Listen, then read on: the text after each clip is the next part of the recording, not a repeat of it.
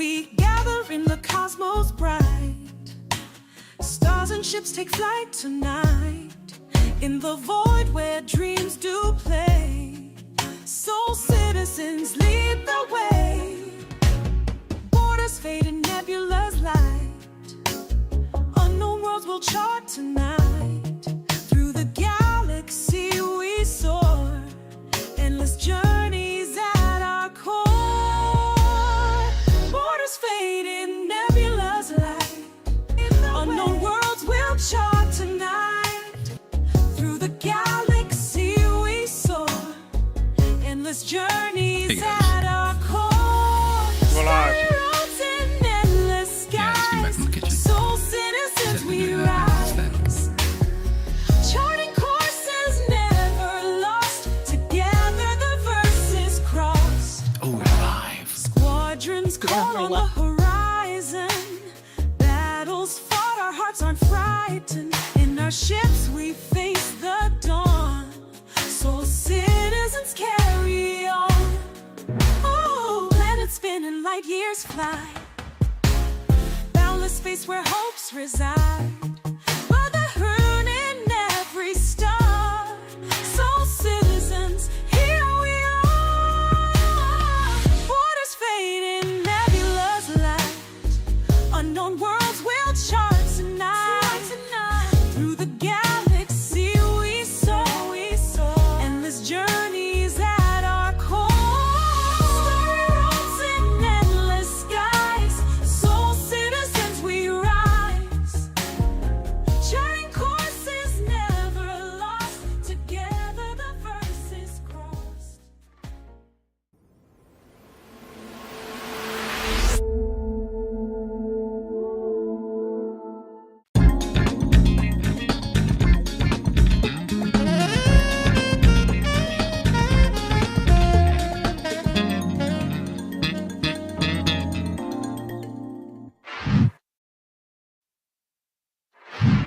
Greetings and welcome to another episode of Soul Talk, where we talk to our citizens, remember the community. Yes, the community, that means you.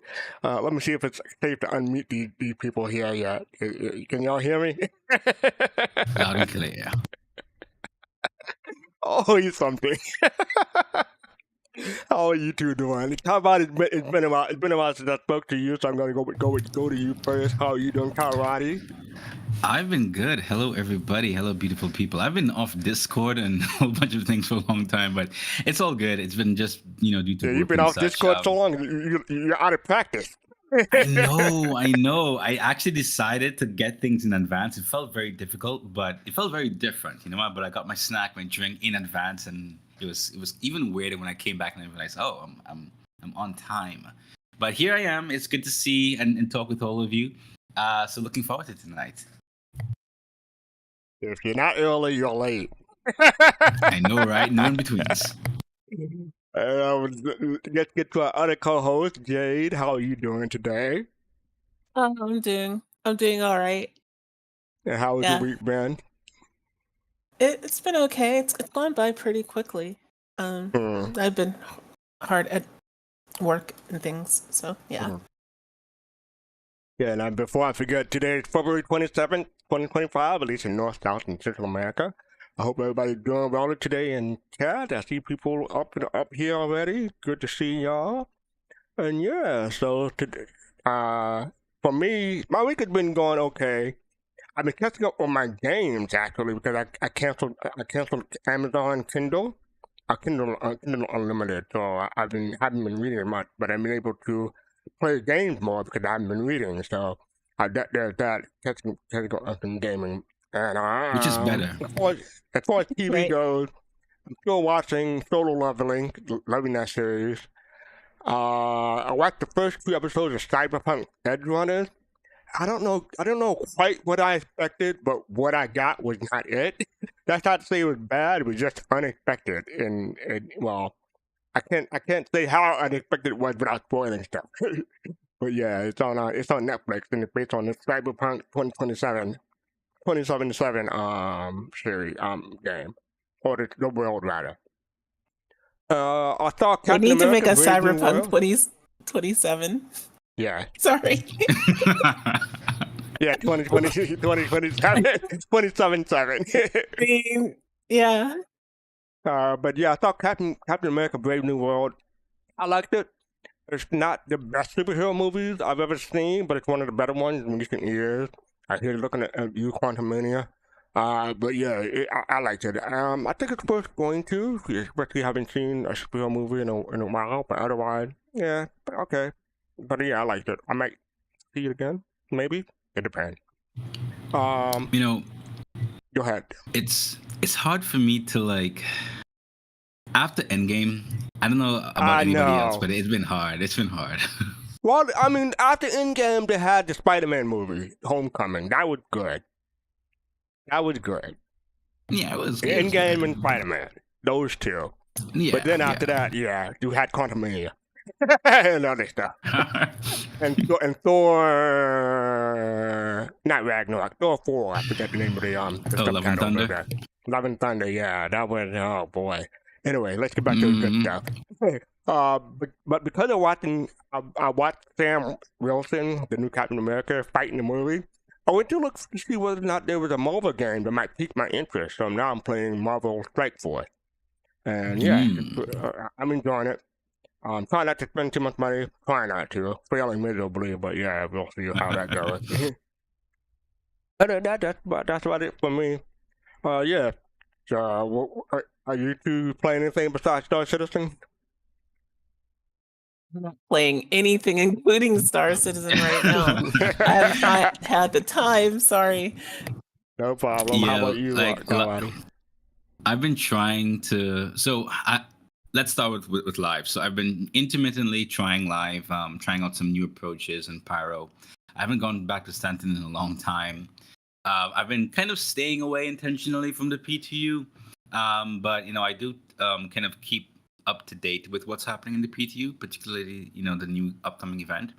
So I tried it, didn't complete it because I didn't want to spoil myself. But yeah, it's been kind of difficult time wise, but I'm looking forward still to 4.02 coming to live so that we can check out the new stuff and the fixes. Hopefully when it goes to live, that the fixes stay.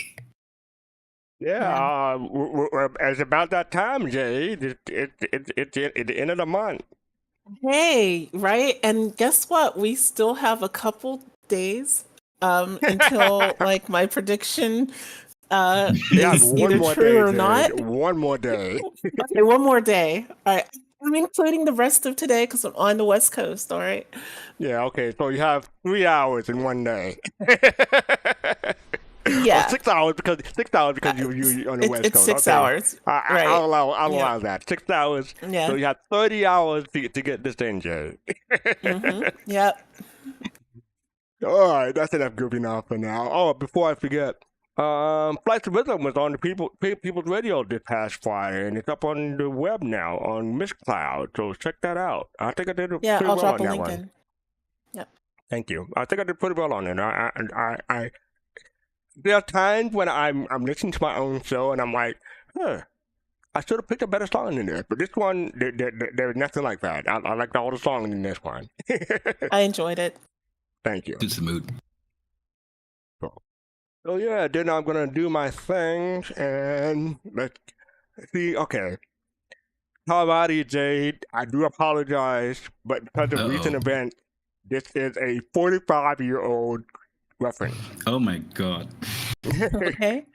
45-year-old reference. So I don't blame you if you don't get this one, but maybe you have seen this, and I don't know. We'll see. But it's a famous quote line or dialogue. Well, I'm gonna do a monologue, but we'll see. Hi, fastcart FC. fastcart FC. Possibly you heard the name, the greatest comedic mind on earth. Wait, I can give you anything. Oh, great one. I'm bargaining with you what you do not have. The son of Addison. Yes, the son of your jailer. Revenge! Now we're cooking. Yes, he flies constantly. But, oh, magnificent one. He is one, but you are three. Or four if you count him twice. That's it? I got nothing. You got Jade? nothing? Jade, you got nothing? No, I don't. Sorry. Shaka Genie. No, that's not it. I'm writing people down. People see if anyone got this. And we're joined today by Fist to Face, Cotton Face, and Togi. How are y'all doing? What up? Doing as well to me doing. Yay. Squid down. You are so close. I almost want to give it to you. You are so close.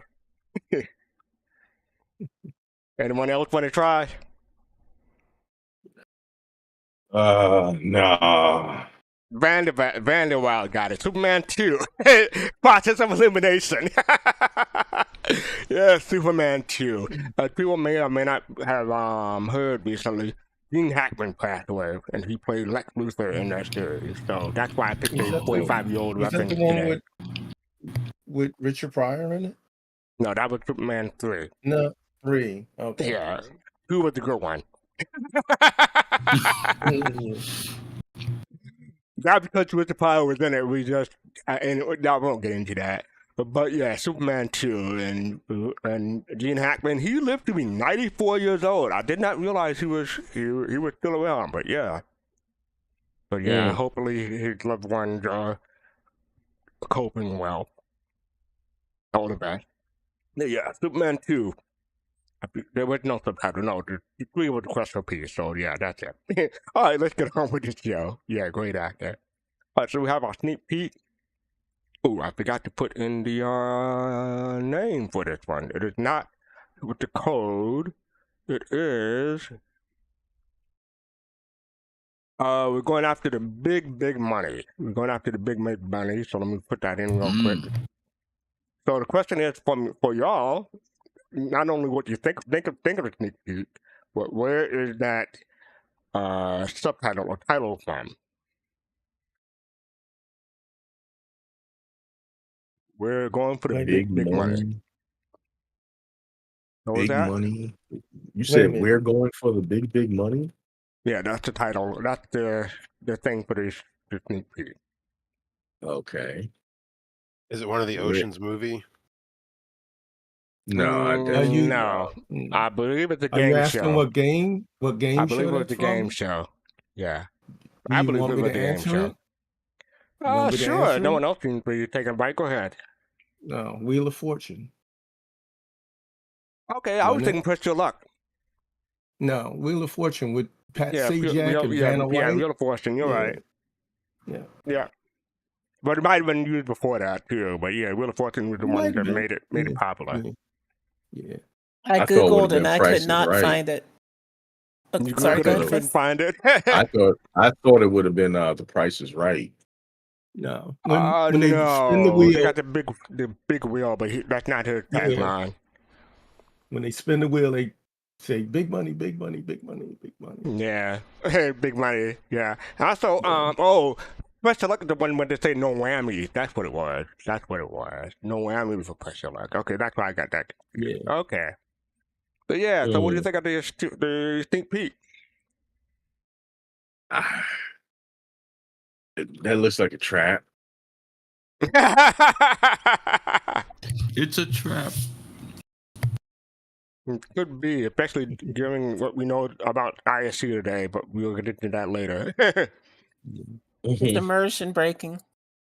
Immersion breaking? How so? Very.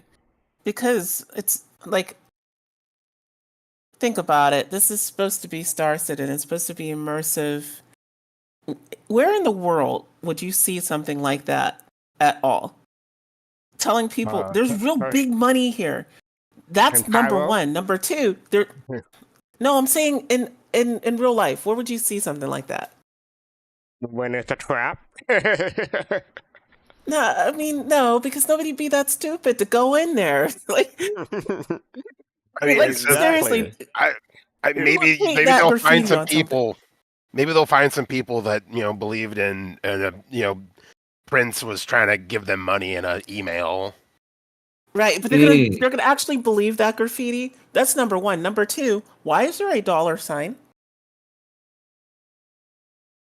Oh, I missed the dollar sign. Yeah, okay. Yeah. All right. The So, dollar sign. like, The dollar sign I give you. I give you the dollar this sign. is just another indication to me that the people now designing this game are kind of far removed from what the original vision of this game was, and this just looks very standard arcadey.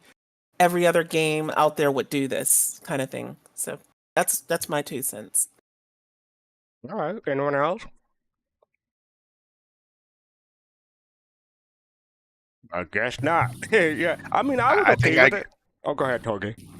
I think I could have found cooler things to do with that much glow in the dark paint. Yep, me too. That's like a rave starter kit right there. Right? Give me that, and I can throw a party. Well, I mean, I haven't played the game, so maybe I'm missing some bits of lore, but I think they kind of went into it in the ISC later on about these people. But yeah.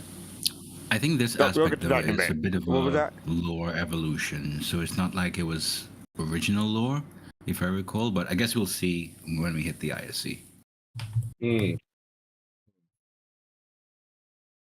All right. So again, we're going for the big money. That's the sneak peek from last week. All right. So up next we have This Week in Star Citizen, starting from February 24th, so earlier this week. Now they did a late one too, 10 p.m. instead of 10 a.m.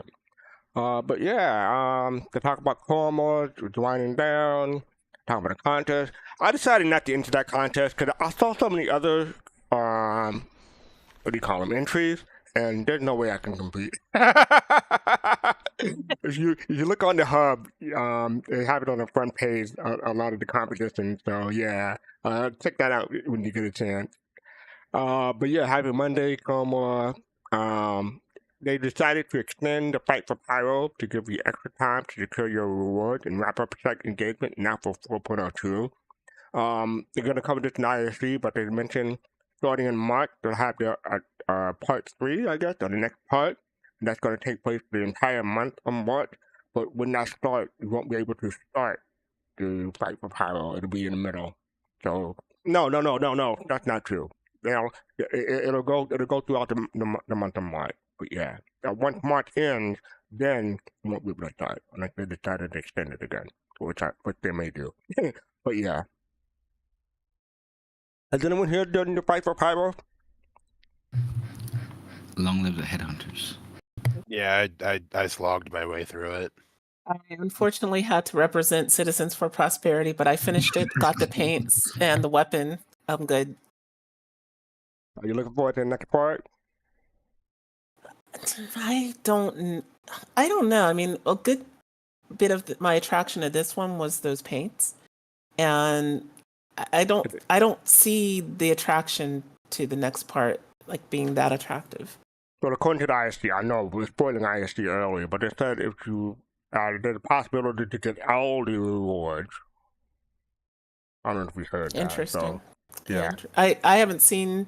I saved it saved my reaction to ISC for the show. So yeah, that may seem people if you want skins that look like that sneak peek, then you'll like that. Oh, yeah. Well, then, yeah, not that interested. Also, we have the Quest Cup 2955. I missed the race on this past Saturday. Forgot about it. And System 7 event are open. Do a season pilot on Fresh Neophyte. Make a name for yourself. I'm about to make a name for myself. I did the accent wrong. These events are fantastic opportunities to showcase your prowess and connect with other fellow racers. And during the PU and all that, and 4.02, who's the hot fix? There were so many patch notes this week. I would not be surprised if they drop one during the middle of this show. That's how many patch notes they dropped this week. Yeah, and they talk about what's going on this week. Wednesday, we had the roadmap that's coming up in a bit. Thursday, probably ISC, we get that in the show, and then we got our weekly newsletter on Friday. Yep, that's that. Okay, so moving on to the top images of this week. You have 4 of them. Oh, wrong window. There you go. So we got this one from Let me see if I can get this. Oh, there's no Star Citizen Live, by the way. No Star Citizen Live. But this is called Cloud. The main reason I chose this game. This is from Nasta Black. Nasta Black. Cloud. The main reason why I chose this game. Cool. And this next one is called Living on the Edge by Driftwood Badger. Living on the Edge. Oh, wait. Nope, I missed this one. Face Off. I'm sorry. This is Face Off by Citizens of the Verse. Face Off. My bad. So my question is, if this is a face off, right, between a Hornet and a Cutlass, who would win? Hornet. Whoever shoots first. Yeah. Depends, though. I say it depends, because if you have Nicolas Cage in the Okay. in the Cutlass and John Travolta in the Oh my god. what is it? The Hornet, right? Yeah. Uh-huh. And ahead. then somebody somehow transplants the face of Nicolas Cage's onto John Travolta's and does it vice versa. I don't know. So then would they be shooting themselves? So who? I don't know. Would it equal Wait, each did other out? they keep their bodies? Because John Travolta body wins. Like let's just be honest here. You know what? You are actually correct, because when you really think about it, though, Togi, when we analyze that statement, yeah, they only did was a face transplant. So technically, yes, they Okay, kept their body. I'm gonna have to stop stop it right there. Because when I make my jokes, it's only like a sentence or two. You going on for paragraphs, so I gotta cut you off. I kid you not, FC. When you actually started off, right now my cursor was on the redeem ban button, but then FC saved you. Fister saved you. And I did not need it. I did not need it at all. Oh boy! So yeah, that's number 2.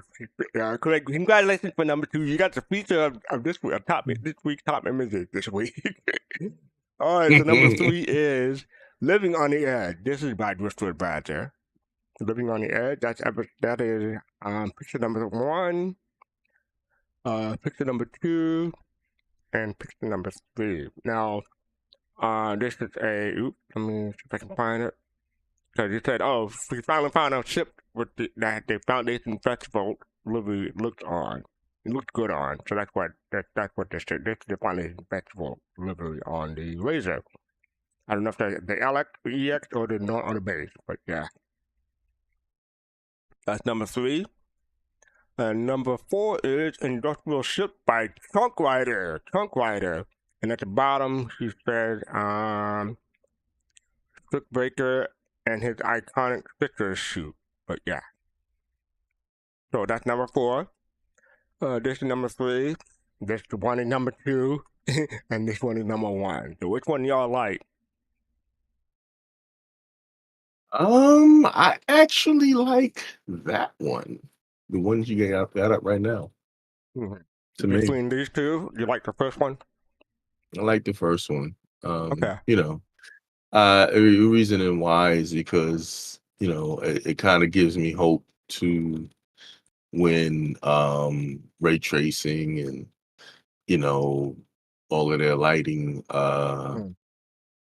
system comes on, you know, what the game will look like even better. You know, especially with the PVRs and all of that stuff, just light just bouncing all over the place. Just Yeah. you know. Okay. Anyone else? 1, 2, 3, and 4. I'm gonna go with the last one. Number 4, Trunk Rider. Yeah, yes, because that person's name is 2 letters away from being Tonk Rider, and they would be cooler if they did. You see, Kalrati, I'm not the only one who knew the band today. Hey, I'm the one who started the band. Wait a minute. Can I? Go ahead. What? No, go ahead. No, I was gonna say I was gonna change minds to the John Travolta and Nicolas Cage's face off. Yeah. Okay. No, I'm just messing. No. And Pops, how about you? I'm just gonna pick number 4. I think Number 4. somebody from Okay. outside the game would look at this and it would give them a lot of questions, and maybe they come into the game to find out, what's Mhm. going on, and Some good take. all That's a good way of looking at it. Yeah, some good take. Alrighty. Yeah, I like the fourth one, and torn between the fourth one and Living on the Edge. The first picture for Living on the Edge, particularly because of how it looks with the perspective and everything with the clouds. So that's what I really like about Living on the Edge, and similar to what Pop said, the fourth one kind of gives that whole out of ship kind of vibe, where you're integrating the whole FPS aspect and that whole interaction. Bringing about some kind of curiosity into the whole social verse factor for Star Citizen. So I like both. So kind of torn between them. You gotta pick one though. So I'll choose the fourth one. Oh, the 4 is winning tonight. Okay, Jade. Just like Kalrati, I'm torn between 3 and 4. Pick one though. But I'm going with 3. You're going with 3. Okay. Yes. Just because. Which one of 3 is your favorite? The very first one. Okay. What are you gonna say? Oh yeah, no, just because like I feel like this. I mean, it just screams racing, and I love racing stuff, and yeah, it just to me like. I don't know. This just excites the imagination of anybody that's like into, or that would see this that's new, that would want to know. Wow, what's that? Is that like racing? What is this? And also the clouds, the contrast of the sky and the shadowed area of Area 18 under the clouds. It just looks so good.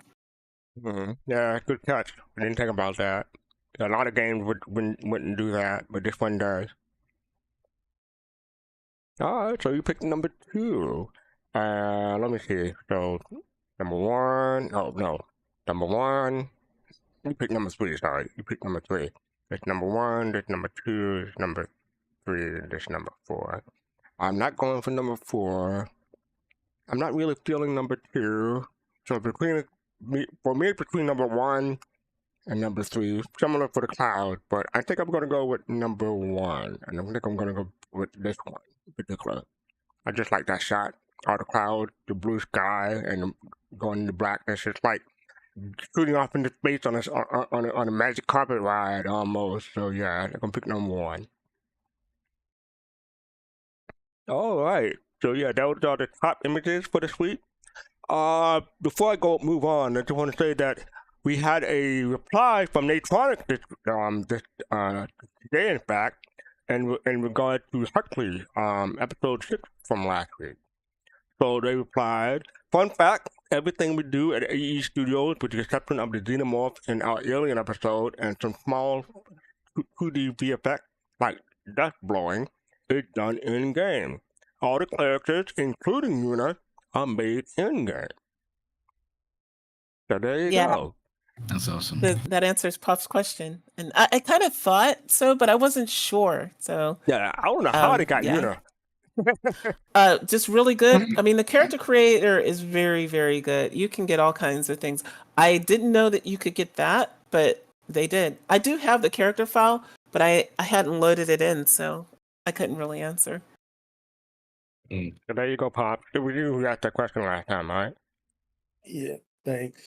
Appreciate it. No problem. All right. And then for our MVP for this week, we have from LensNation, In the Mouth of Madness, Star Citizen Machinima. 1 year ago, they participated in a Star Citizen 60-second of horror competition and came second. Since then, they had this idea of a proper short film stuck in their head. Finally, they've been able to put it together. So, congratulations to LensNation for the MVP. We'll be featuring that at the end of the episode. Yay! I haven't had a chance to watch it. I'll be watching it live with y'all. Alright, so up next we have, the roadmap roundup. I like that shot too, with all the mainframes and stuff. But yeah.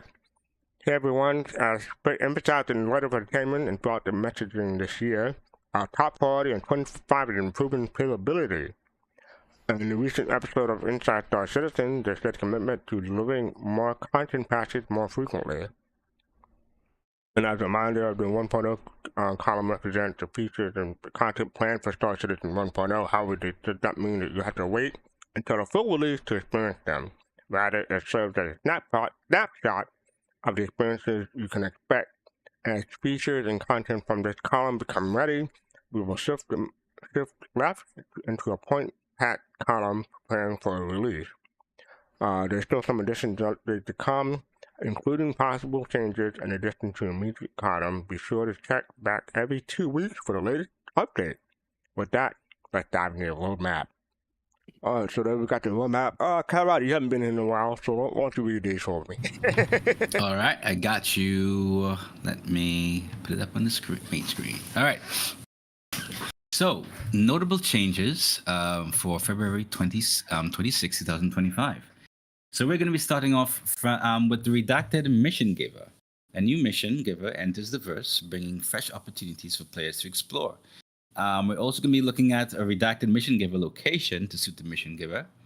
And we're going to be looking at also a redacted sandbox activity, as well as redacted armor sets. So lots of interesting redacted sets there. We're also going to be looking at a space combat set of missions. And of course, the introduction of the new Volt weapons. I'm sure the Volt guy will be pleased from that. And then we're also going to be looking at the Hathor mining station, as well as the Hathor ground alignment stations.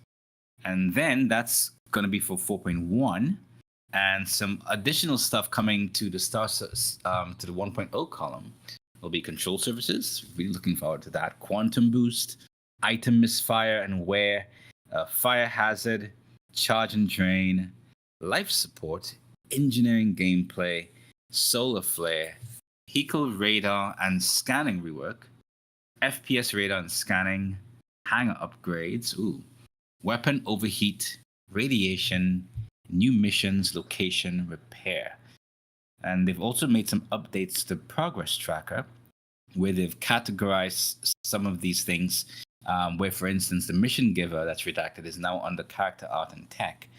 And then a few other things are under, well, a good bit of things are under core gameplay pillar now. That's supply or die event, that's coming for 4.0.1. The sandbox activity, base building also, charge and drain, crafting, engineering, FPS radar, life support, and radiation. With last but certainly not least, the mission giver location being under the locations team. And I forgot to mention, if anyone wants to come in and talk with us about what's going on this week, please click the Discord link down below. Hopefully someone else will put it in the Discord real quick. Now, I forgot to include this link. This is just the spectrum version of everything we just heard. But yeah. Same thing, same information. So yeah, what do y'all think?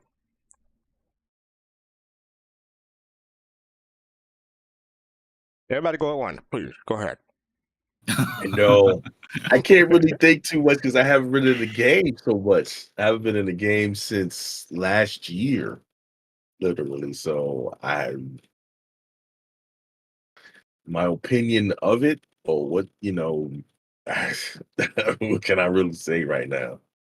As far as 4.0 and all of those other things that you just talked about. I don't know. I trust roadmap updates about as far as I can throw them anymore. It's words on a page. They could literally put anything.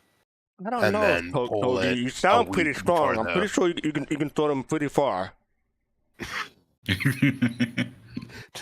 Yeah, unfortunately, it's a boomerang. They always come back to hit you in the teeth. Nice comeback. But go ahead, please continue. Cool, stuff, but until it's here, it's words on a page. Yeah. They I can don't pull get it at any excited minute. about. Yes, sorry, Toki. No, go ahead, bud. Oh, I don't get excited about roadmap updates anymore for the same reason. I mean, things move, they appear, they disappear, and that's fine. I totally get that. I totally understand it. But that also means that my hype level is not what it used to be when I would see something and be looking forward to it, only to see that it gets a pin put in it and, you don't hear from it again for a long time, if ever. So, yeah. Engineering. Can I Yeah, Go ahead, yeah, Pop. Pop. Go yeah, ahead. okay. So I think you got to scroll back up to the guns. Oh, the Are Volt the weapons, yeah. yeah, the weapons. Are these the ones that they showcased? The Volt. Yeah, they Yeah, the showcased them. I lightning forget when, ones. but they showcased them a long time ago. Yeah, yeah. If these are all of those weapons that they showcased that time.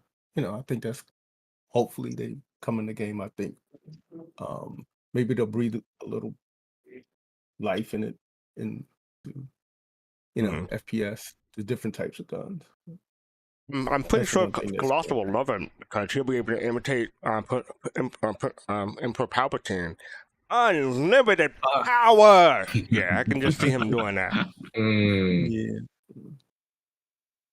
yeah. That I'd was like I to like, think see it's how they work. interesting they put the Hathor station, Mm. which, like, if you look at this Stanton lore, it's supposed to be there, but people who have played Theaters of War, of which there are very few. I know Kalrati and I are a couple of them. We remember this place, so it'll be interesting to see, them put it into the PU. and we're talking about Emma Kusanagi. You have thoughts about the roadmap? Good evening, everybody. Hey, I'm Good man. evening. glad to be the most optimist. Somehow, I'm the most optimistic person here this evening, and it's probably because I haven't played the game in 6+ months. I think I'm going on a year now in like a couple months. It's like But, I it's mean, like those of us who haven't played the game in a while are more optimistic than people who have played the game. Yeah. So I wonder what You that gotta- means. But go ahead, You know what? Ammo. It's like living with your family. You enjoy them more when you're not living with them. Maybe that's what it I was is. gonna say, distance makes the heart grow fonder. Yes. Yeah. Yeah. Kick them off.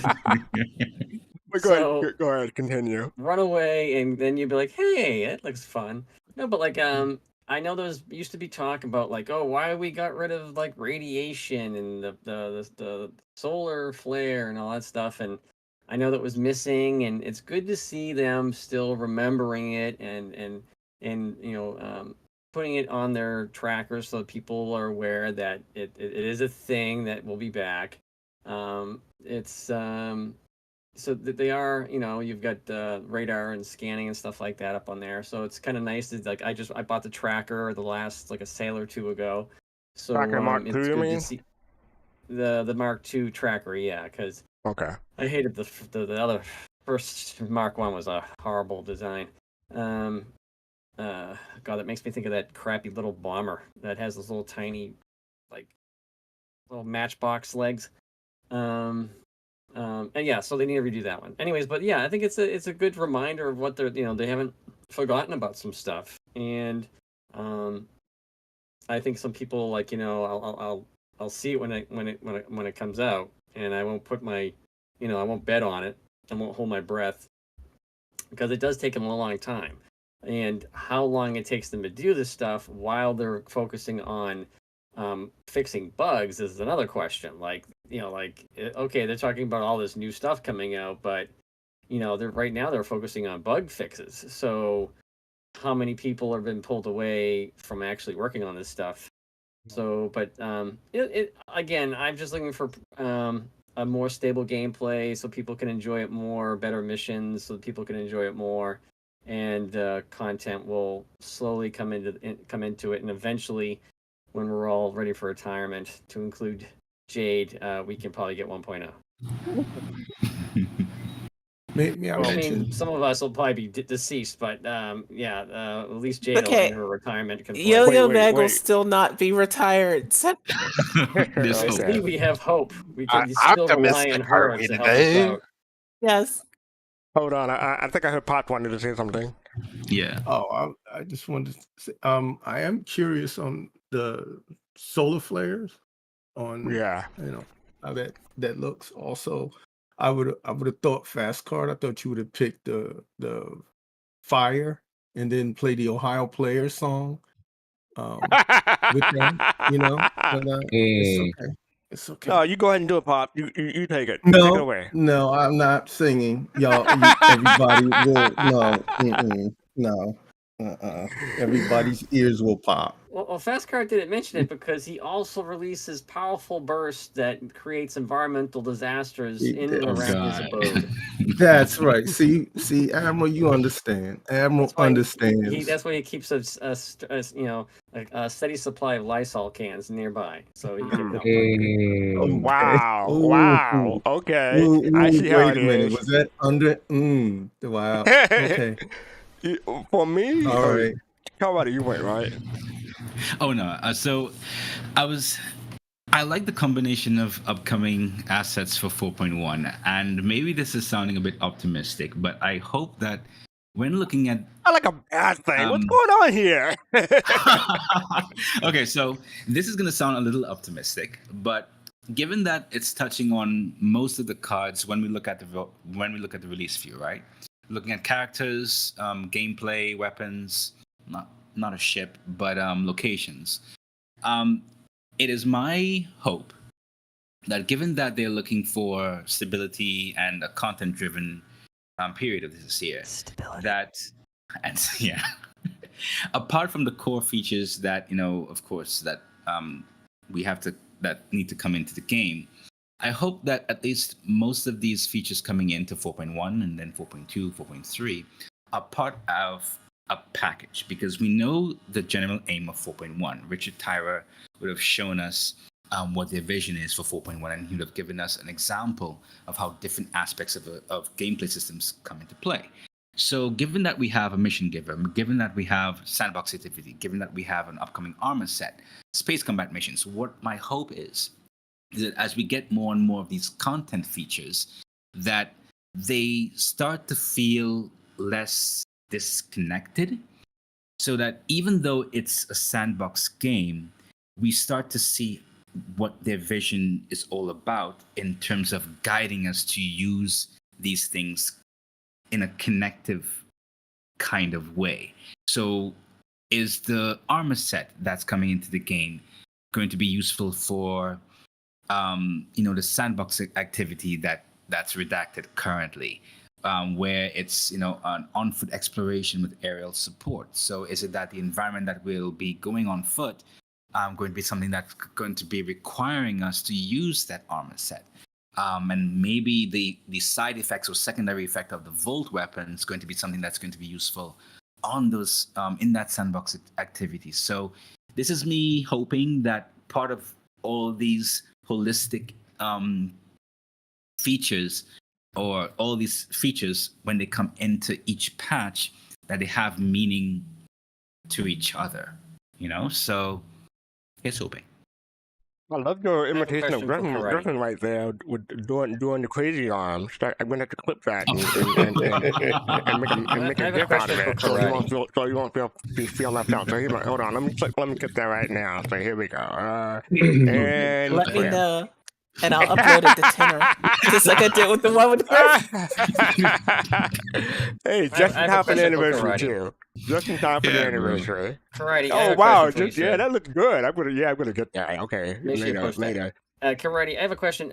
Sir, how long have you been waiting for an emergency pickup? I feel like you've been crash landed in that moon for quite some time. And have you been eating your crewmates to maintain your healthy weight? Actually, I found some good locations in Pyros. I should probably replace it. But it's so nostalgic.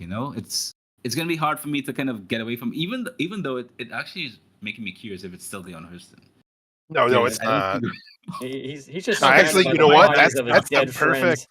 That's the perfect background for this, because I'm pretty sure that mission is broke, and that's Clovis Darneely's mission. Exactly. So we're getting another mission giver when we've got 6 in the game that are broke. Oh man! Hopefully they'll fix those. I'm hoping, because this is why. Yeah. Let's go.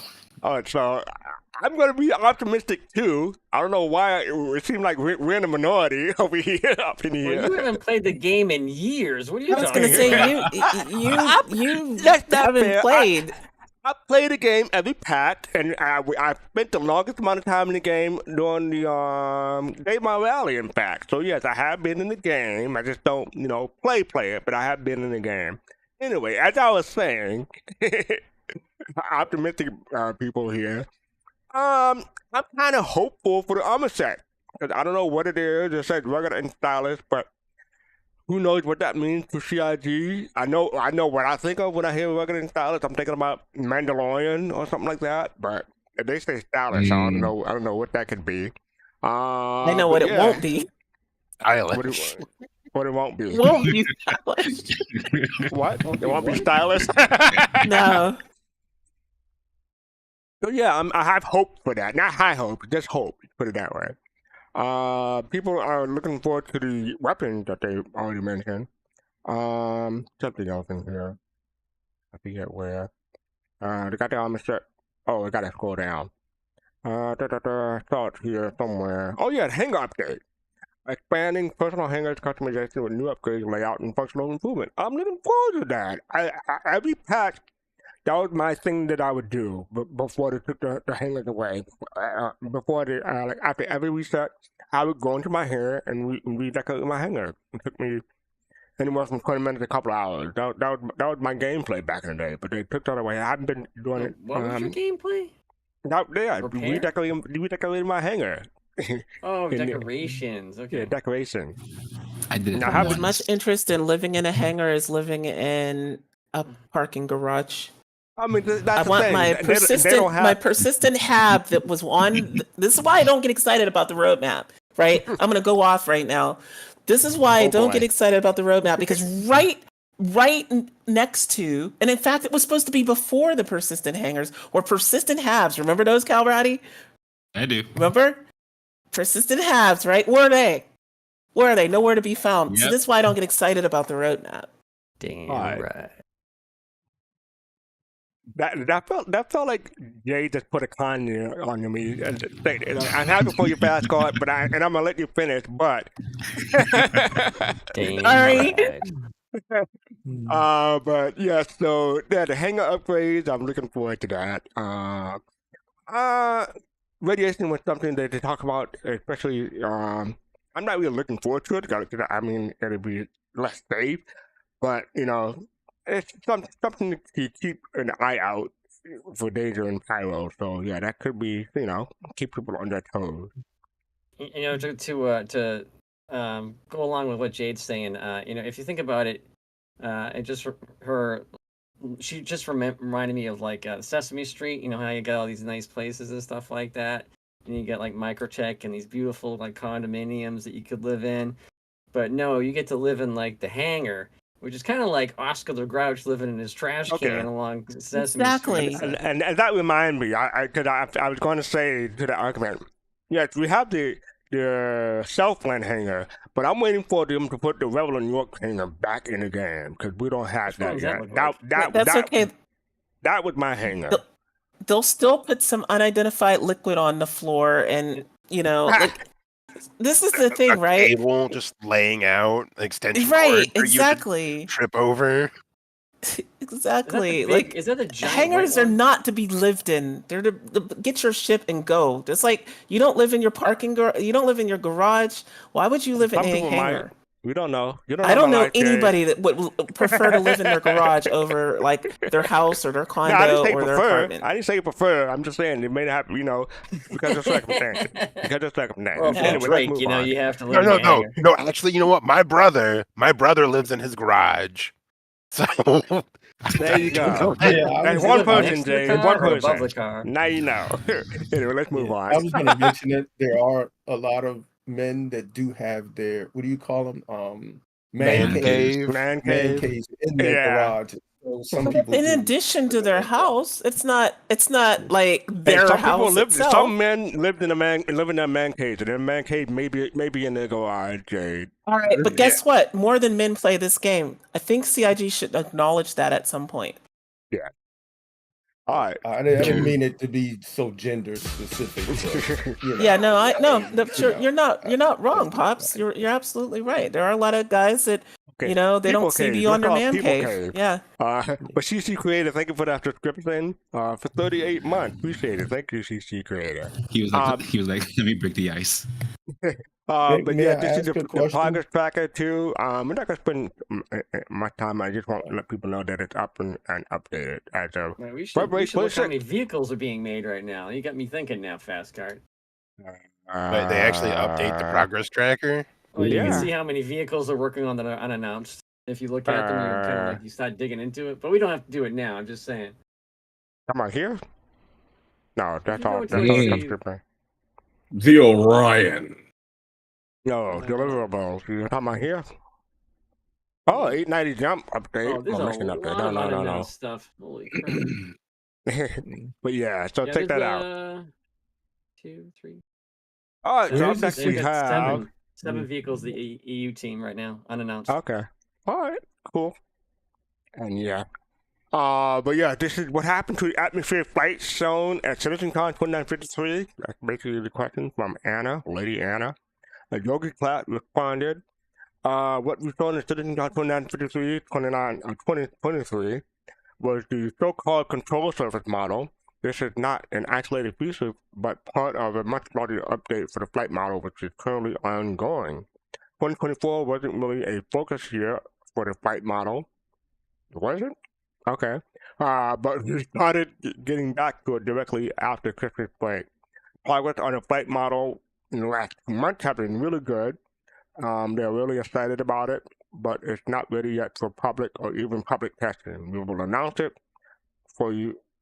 We will announce things for this when they are ready. So yeah, that stuff is still coming. So yeah, the stuff they showed in 2093, the atmosphere flight model, flight zone is coming. Soon TM. So yeah, did anyone the way, else remember they have, that and looking forward to that? Remember that? I was gonna say there's actually 3 vehicles from the U.S. team that are finished with their the art department. So yeah. Nothing. I'm nothing looking about the forward flight to being model. able to land my Zeus like the space shuttle, where I could just glide it, unpowered, stealthy as hell. I don't down know if to you where want. I I need don't to know be. if you want that. That's thinking like a flying brick. That's what the astronauts call it.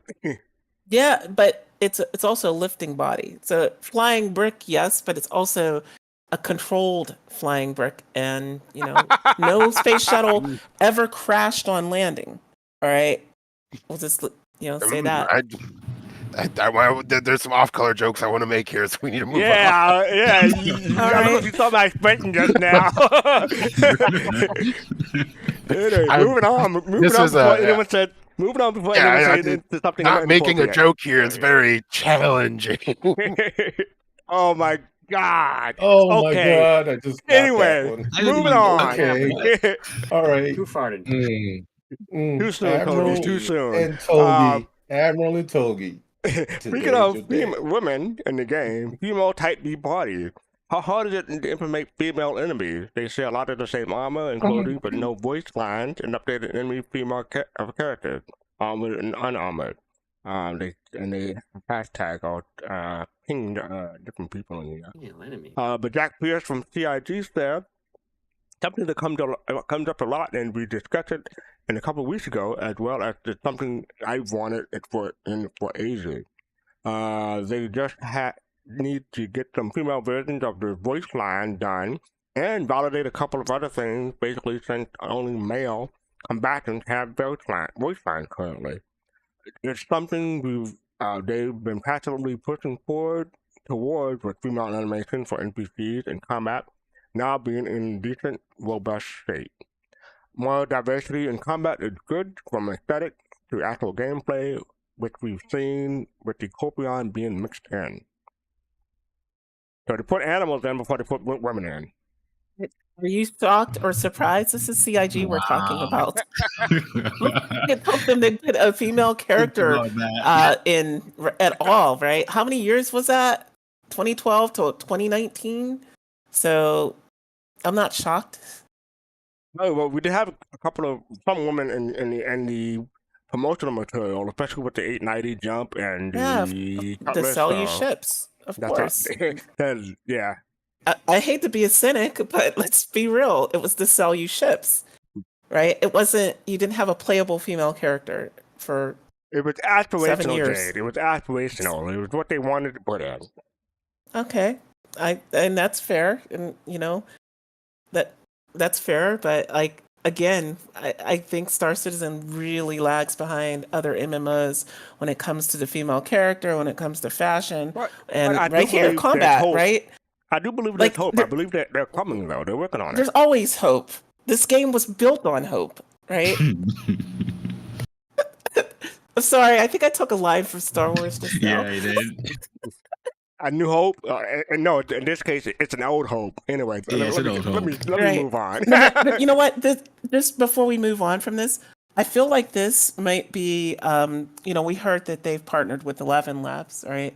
Right. And I feel like this might not be the worst use case for 11 Labs, because they can take those voice lines they have and then just generate a whole bunch more female voice line content along the same lines, so that it doesn't take 10 years to get them. If you scroll down, they literally say that they're not going to use AI. Oh, okay, interesting. No AI. No AI. Then why did they partner with 11 Labs? Birmingham.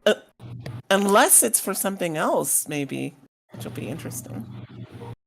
Yeah, they just said no AI is powerful enough to replicate the Birmingham No, that's a accent. joke. That's not saying they're not going to use AI. That's somebody joking about the Birmingham accent. Oh, okay. Don't take it literally. Because to populate such a large game like this, I was like, what? Hey, all power to hiring all voice actors and voice actresses, but that would have been a lot of resources. Yeah, not only that, but there has been this criticism of the voices that we have in the game right now. They all have pretty much like either American accent, Australian accent, or insert random British accent, right? We don't have a huge diversity of accent types, but with 11 Labs, you have all these different, types of accents. Oh man, I'm looking forward to someone talking jive in games. Come on, CIG. Get someone to talk jive for me. That's right. Come on. You want to just have you do it. Yeah, turkey? Anyway, let's move on. Up next we have, how large is Star Citizen uncompiled? This is from Hop Z. Seeing some bugs present in 4.01 PTU, and they were left wondering how Star Citizen dev have the ability to test code changes in an interpreted environment before compiling to a full build and testing. It's curious how large the game is pre-compilation as well.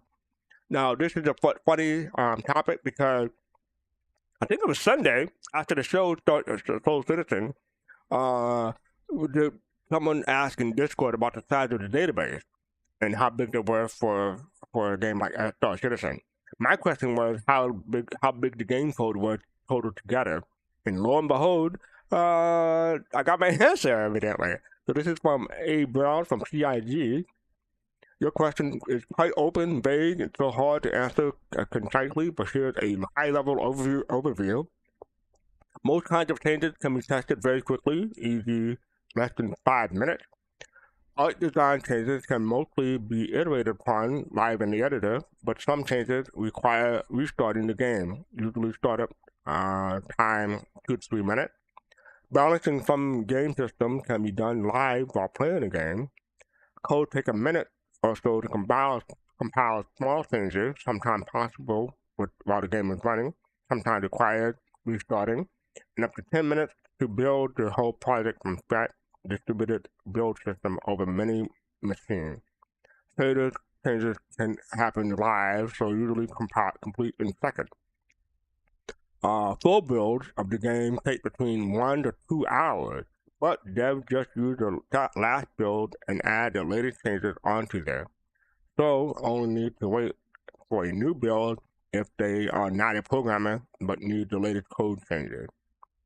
The build system caches a lot of data, textures, meshes, animation, shaders, such that if we wipe the entire cache, the first clean build can take several hours longer. I don't have the up-to-date statistic on the size of the uncompiled game, but code base is millions of lines of code, and the source assets can take up several terabytes. Cheers. So yeah, what do y'all think about that? Oop, I gotta drag fish down back here. Welcome back, Fish. Go ahead. Thank you. So someone asked this question, I think about 4 or 5 years ago. And I can't remember the assumptions that were made, but I do remember one thing in that, and this was connected to the whole reason why Star Citizen needed an SSD from the get-go. Some of the comments actually it was more than 5 years ago, or it was around then. It was when we started seeing more games starting to use SSDs as part of the recommended requirements. I don't know. Just real quick, Kalrati. I don't know when you started, but as long as I've been playing since 2014, SSD has always been a requirement. Exactly, yeah. And I think it was 2016 or 17 that someone asked pretty much this exact same question. And this was when the data P4K file was still around, I think, 50 or 60 gigabytes or 30 something gigabytes. And no one could have gotten to a conclusion. But one thing that a lot of the comments did agree on was that CIG's compilation technique was very, very well done. Particularly as it made use of all of the modular assets. And that's why we're getting, a whole star system, a second star system, and it hasn't, doubled in size. However, I think someone did assume that at the time when it was about 40 gigabytes, that unpacked was between 200 and 300 gigabytes at the time. But again, just like Ali Brown is saying, I guess it would have been nice if someone just out of curiosity just unpacked everything. But I guess at this point, it is difficult to say because, again, they're using so many modular assets now to keep file sizes low and assets low. I guess that's why it's difficult to really say. Well, it says several terabytes, so, but that's the asset. That's the asset, yeah. Uncompiled. I'm not the raw asset, but yeah, so several terabytes. Yo, fastcart. Yeah. This game be hella big. Gonna get even bigger, you dig? Folks gotta be ready to upgrade their rigs as time draws on. Admiral, you earned yourself a clip. Great going. I got to do some searching for some dive talking translators. Did you use Google Translate for that just now? No, I went to a jive talking translator. Oh no, you actually did use goodness, really? Is there really such a thing, Admiral? I found a few of them. Yeah. Really? Oh my goodness. Okay. Yeah. So some of the comments in here are funny too. So a bit more massive than the 10 megabyte hard drive in my first personal computer. One day we'll have petabyte size drives in games will be in terabyte. 640K would be enough for everyone. I remember my brother got his first computer, I want to say in early 90s when he got his first computer. It had a 230 megabyte hard drive. And we were both like, we were never going to fill that up. Lo and behold, like 2 months later, that's all it took. So yeah, now you have terabytes of drive, and you're like, we're never going to fill that up. Just hold on, it'll fill up eventually. So yeah, that's about it. That's about it for that thread. Moving on to DX12. This person just asked simply, why can't you support DX12 instead of DX11? A. Brown responded, hey K6, you might want to check this thread, and that's a thread that we covered previously called the Vulcan HDR Update 4.0x inquiry about Vulcan HDR. Too long didn't read, Vulkan is still in beta and in public release and hasn't received an update recently. See the thread above for details.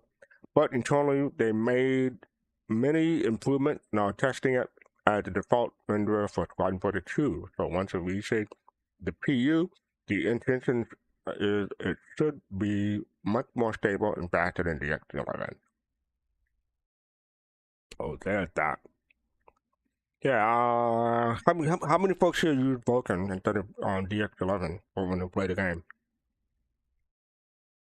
Used it to test, but it's not, as he says right now, it's not in the stable enough state, nor is it faster than DX11 right now. When it is, I will move to it.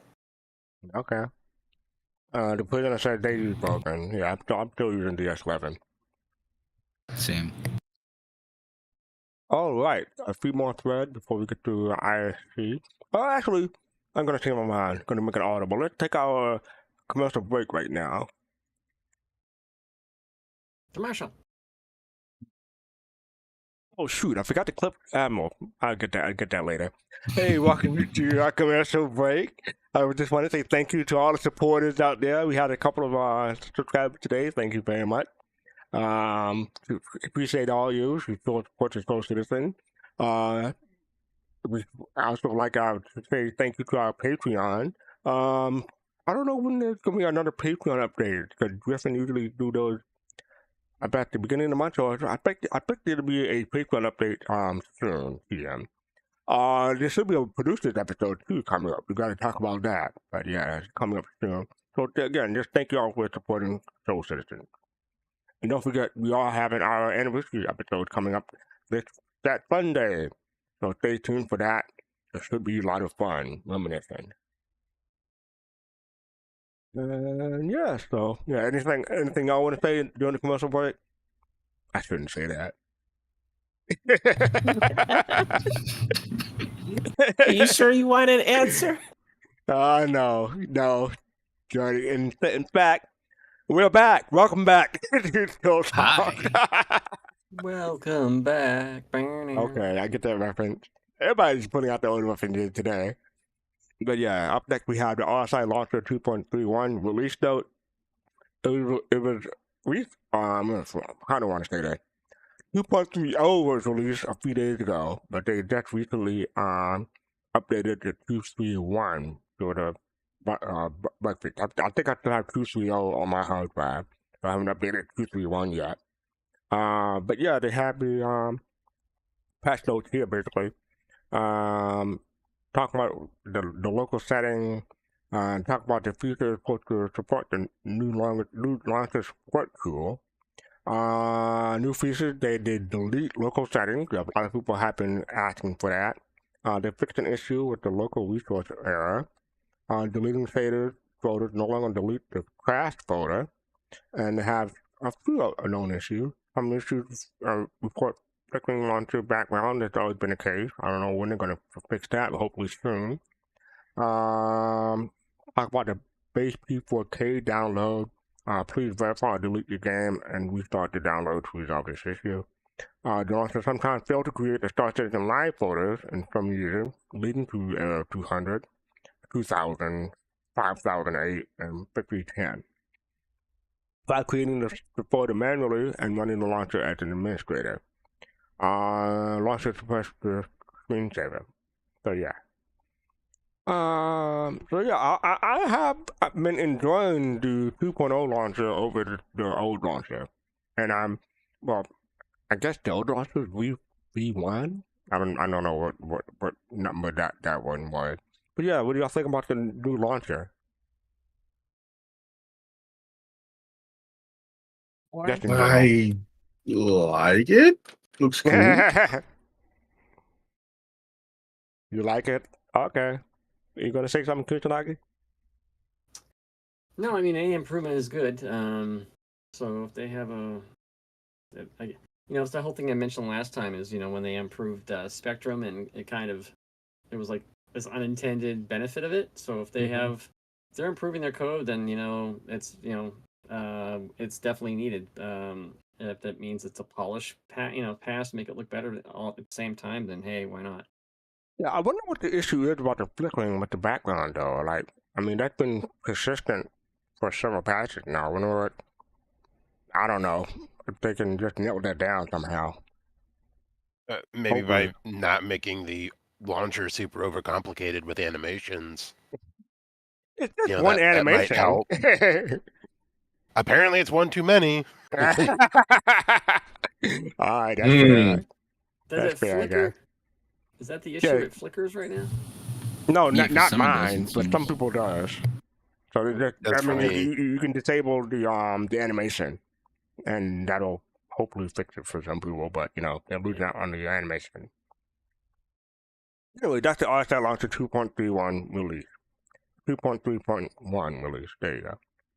Now you have the all back of PTU starts to announce first 4.02 PTU RC3 with release candidates fee. Patch note.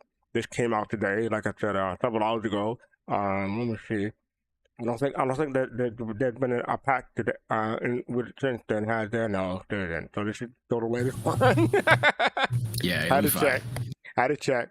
But yeah, its audience is all back in. Long-term persistence is enabled. Starting AU for 1500. Got a testing focus release goal. 4.02 release goal. 4.0 release goal is highly focused on 3 key points to improve and fix as many top key gameplay issues as possible.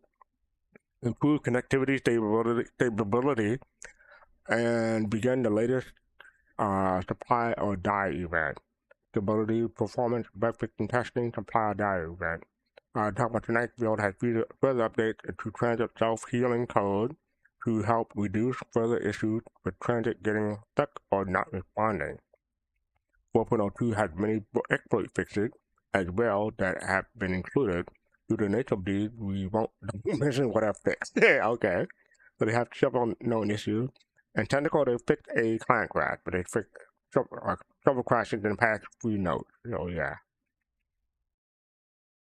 Y'all haven't had time to get into this, right? You've been too busy. Hoagie, have you been too busy to get into this? I just have zero interest in playing it. Okay, that's fair. Yeah, I haven't played it either, but I'm looking forward to release. And as of now, we have what's the 2 hours plus? So we have 1 day and 5 hours, Jade. Yeah, I know. But hey, in my favor, earlier this week, they, said that, well, I mean, you see right here, it says RC3, release candidate 3, and they said it would be for release later in the week. Well, there's not many days left in the week, so, who knows? Maybe I will actually be right for a change. Good luck, Jade. Good luck with that. Good luck. Thank you. All right. Go ahead.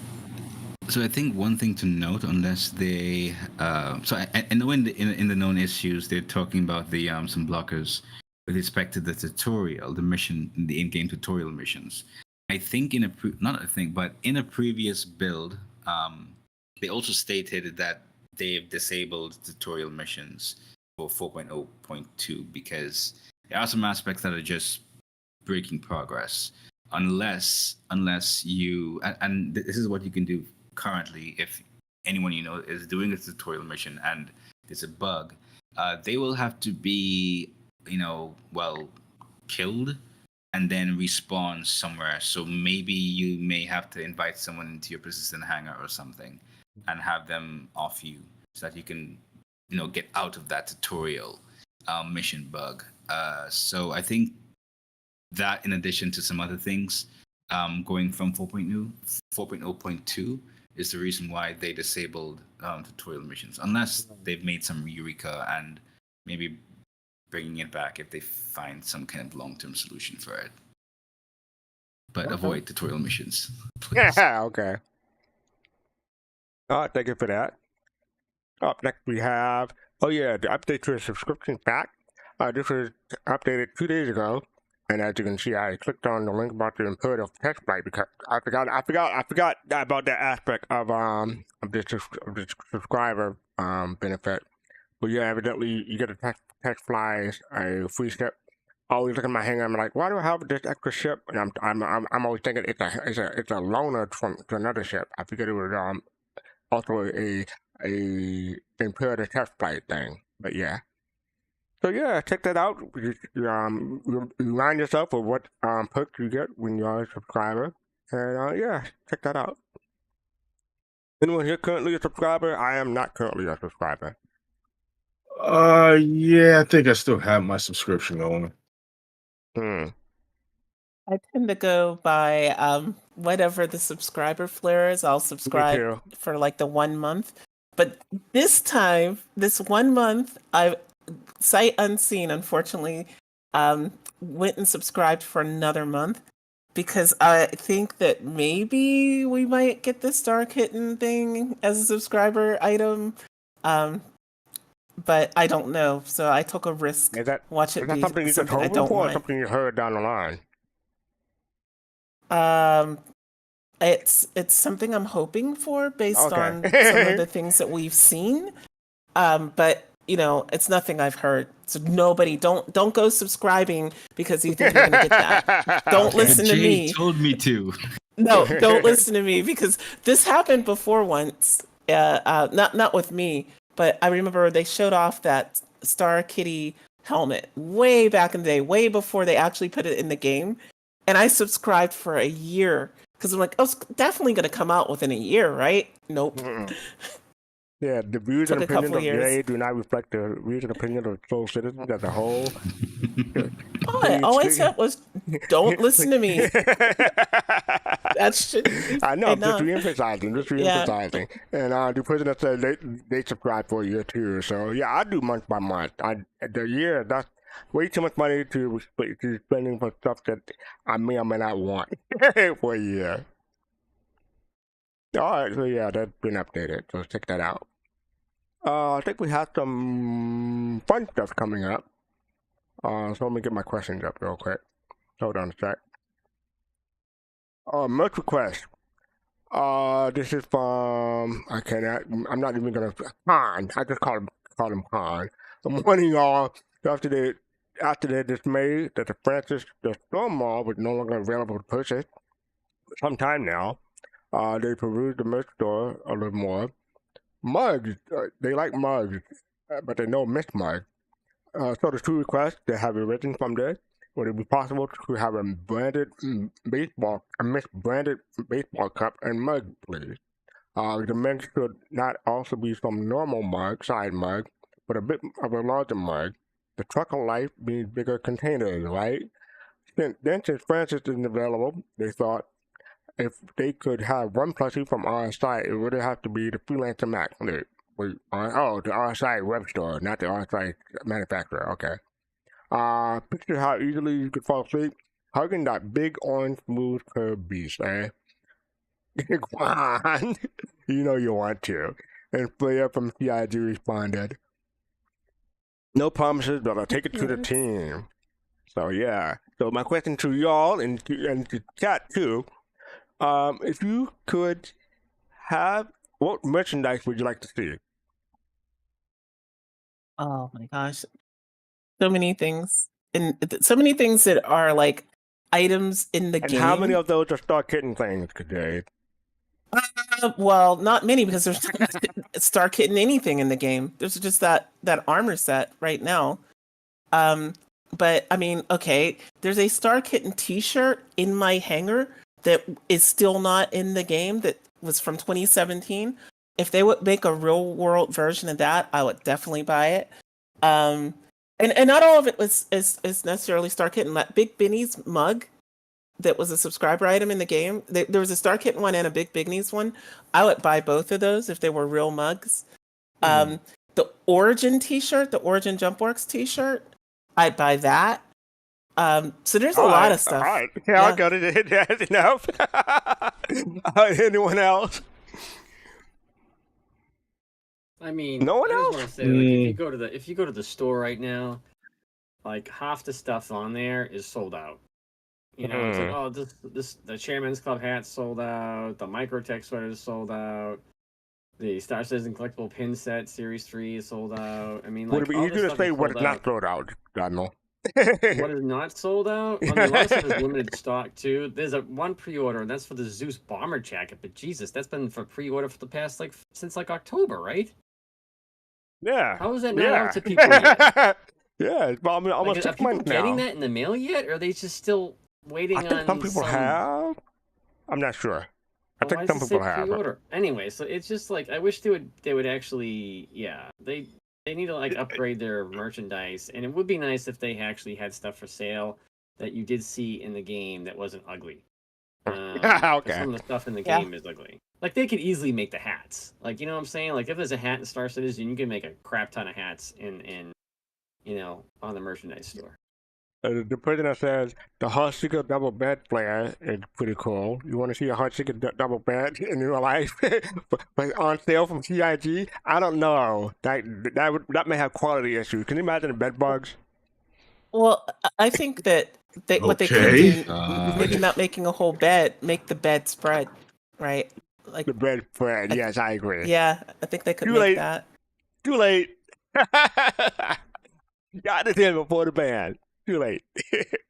But yeah, how about you, Kalrati? Anything you want to see merchandise wise from Star Citizen or RSI? Thank you, but Notepad.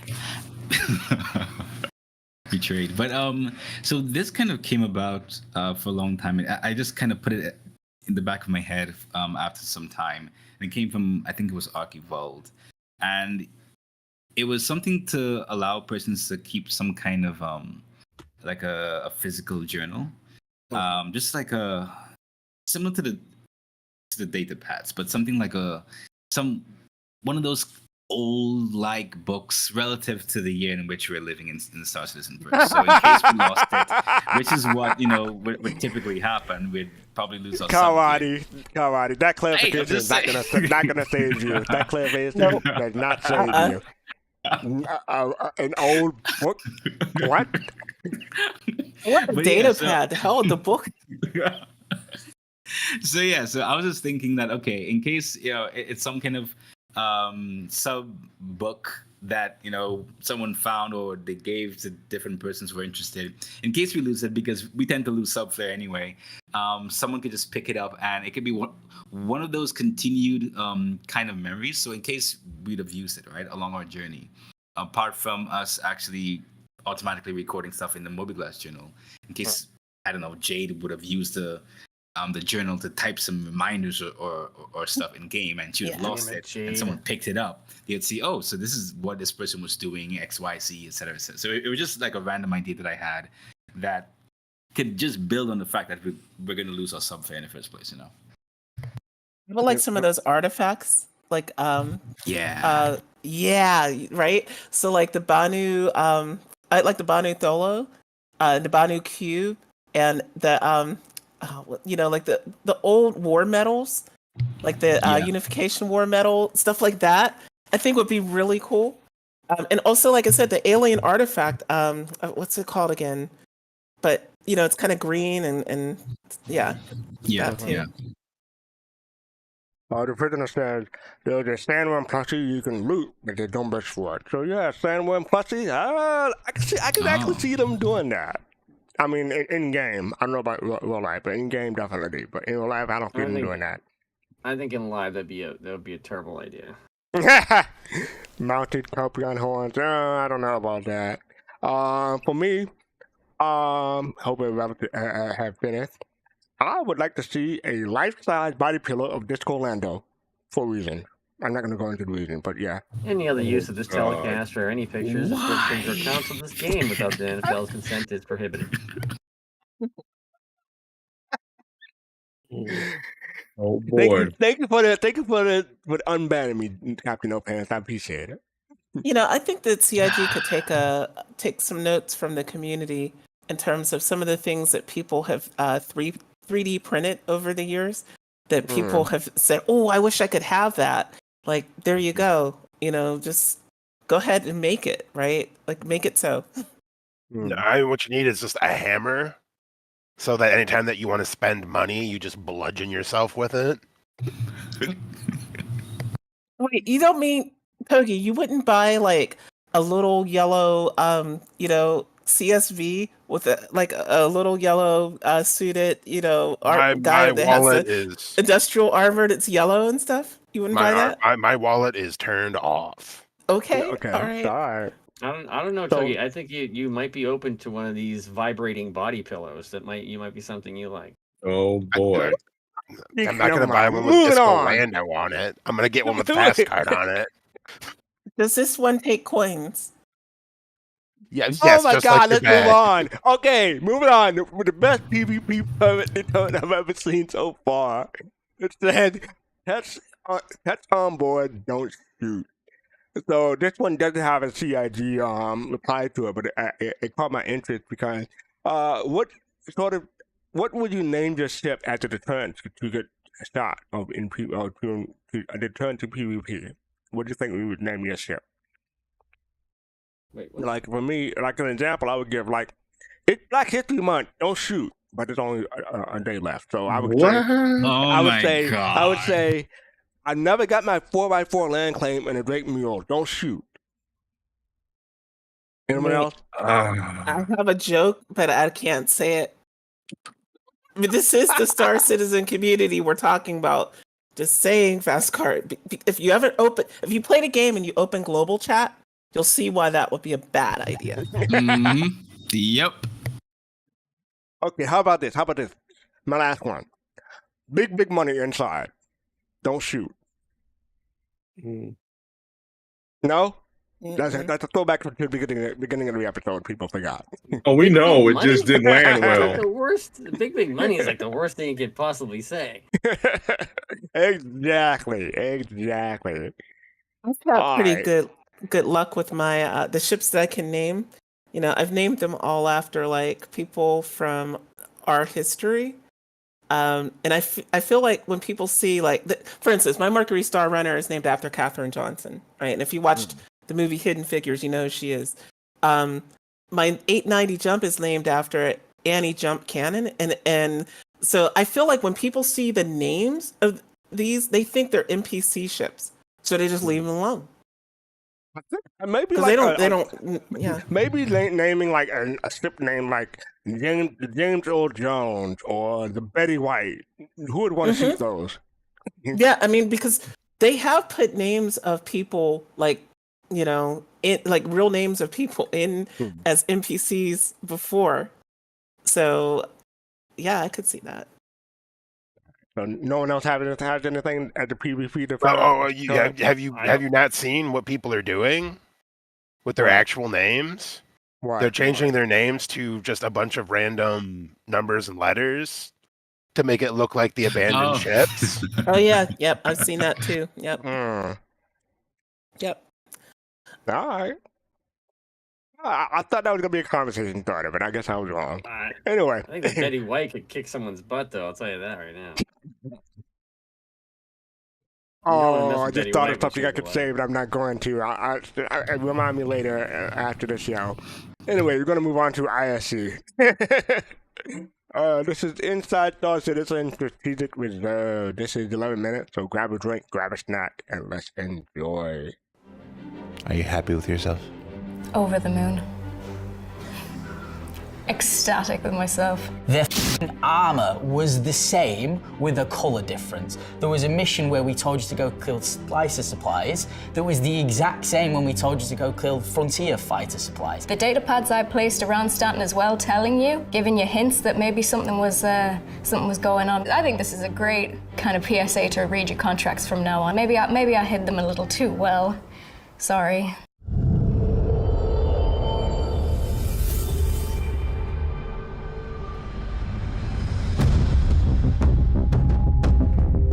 By now, you will have realized that the frontier fighters weren't exactly who they said they were. Or, in other cases, they were exactly who they said they were.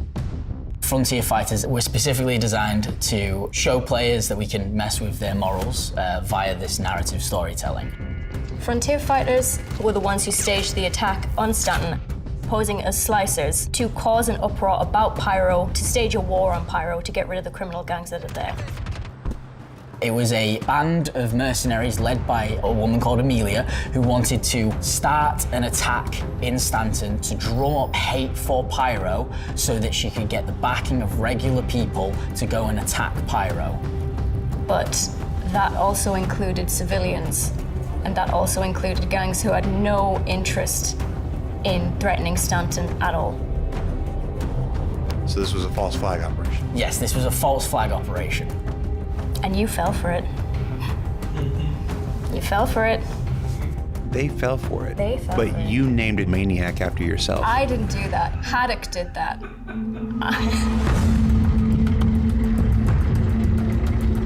So our next chapter in March is called Supply or Die. This is split into 3 parts of the event. This is where the CFP and the Headhunters are coming off half the heels of the invasion of the Frontier Fighters, and they're trying to resupply and rebuild to continue the efforts of attacking the Frontier Fighters. This event is essentially a one-shot. You have to play it in March, and when the next patch drops after that, you won't be able to play it again or earn the rewards. With this narrative arc that we're doing for the rest of this year, we're really trying to build these moments in our history where you as the player will come in and experience it, and then if you was here for it, great. But if you wasn't, you've missed out. For this event, there are 6 new locations that we built, 1 on each of the major planets in Pyro. These locations are discoverable by quantum marker, and at these locations you will find these outlaw depots. The difference between an outpost and a depot is that an outpost is generally a lot larger in size. There's various things to do at an outpost. It's like a little community that kind of is in one way or another self-sufficient. A depot is really just an offshoot storage location. So in that sense, it doesn't have all the amenities for a local population or for the player as well. It's more of like an offshoot location in that sense. The depots see the return of the scavengers, the circus, essentially. It was introduced with the ghost arenas. So this is not a faction we've seen much about, but it's a faction that we can identify by green text and spray paints on the buildings. So as you go around the environment, you'll see that they've tagged it, and they'll be saying, you can get big money here, and go here, and go here, this is where you buy it. Look out here, take cover here. The location is one that they've taken over, and they've added their unique twist to. The outlaw depots, I think, are really cool from a player perspective through the way that it's a location that is really built for the interaction. It provides a lot of cover. It's located in a more convenient, accessible way. It has very clear, distinct sections, so that helps hopefully as well for the players to kind of call out where the different people are coming from or where they are located. So it's a high-risk, high-reward location that is really built for PvP. There is an initial population at the location, so if you're the first there to show up, you might be a little bit careful. If you're gonna land in the middle, it might be a little bit hot, but that's the right challenge that we're trying to provide for you guys.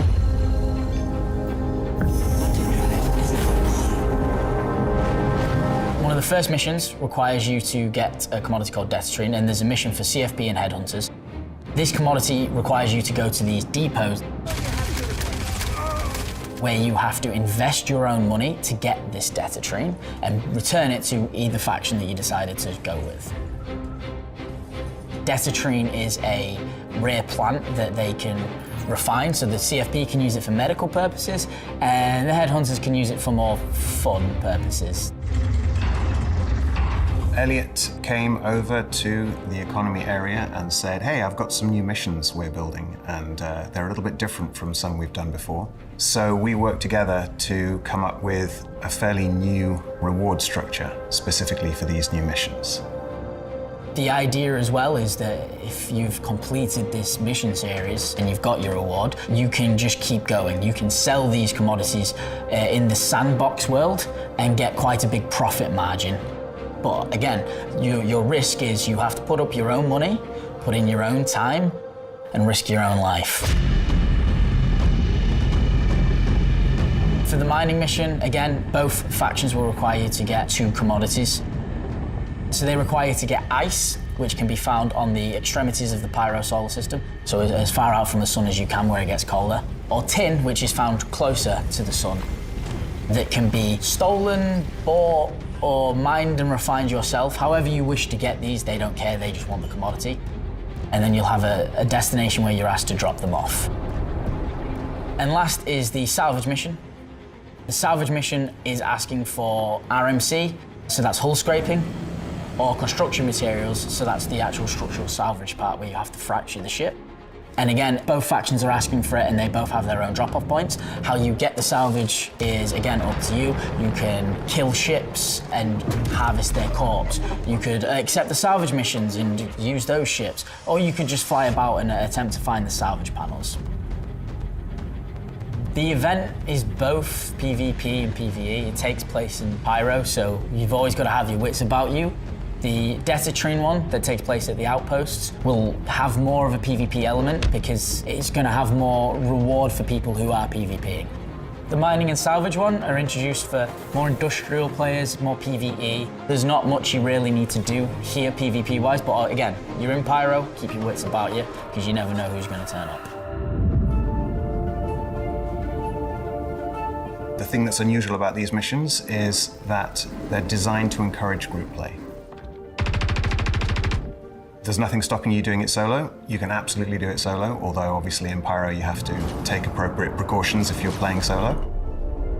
But each of these missions, if you can get together a group of friends to help out, you will probably find that it will be more successful. Did you unfix that terrible fix that you did last patch? The initial design of EVR has been fairly successful, but it definitely has areas it needs to be improved with, and one of those areas is enabling group play instead of suppressing group play. And the design intention is to move away from reward splitting. So with that in mind, we're taking steps towards that, and these missions and the way that the rewards are structured for these missions is a good indication of that design intention. So with all this, the mission reward system is changing, right? The rewards that you will get will scale with the size of the group that we expect for each mission. So the small missions are designed for solo players, the medium missions are designed for around 4 to 5 to 6 players, and the large missions are designed for 10 and above players. And in subsequent patches, the rewards will scale dynamically to the group that you have.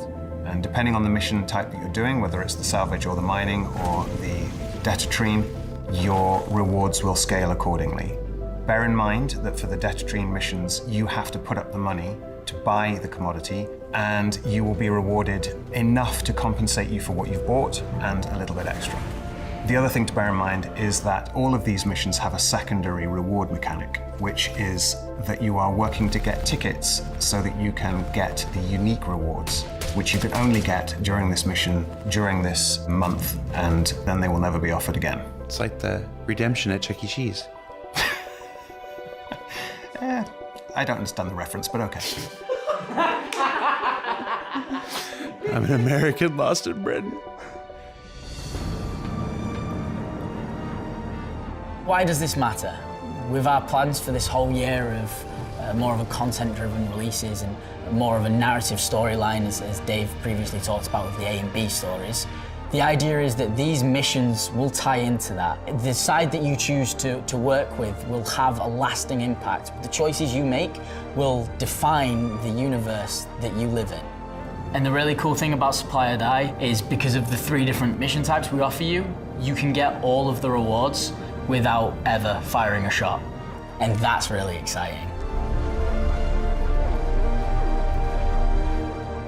And as one chapter of the continuing fight for Pyro closes, another begins with Alpha 402 Supply or Die. But if you didn't get a chance to finish the February missions, we've extended them through to the end of March, so there's still time to choose your allegiances and secure the future that Pyro deserves. For Inside Star Citizen, I'm Jared Huckabee. Thanks for letting us share the people and process of game development with you, and we'll see you all here next week on Star Citizen Live.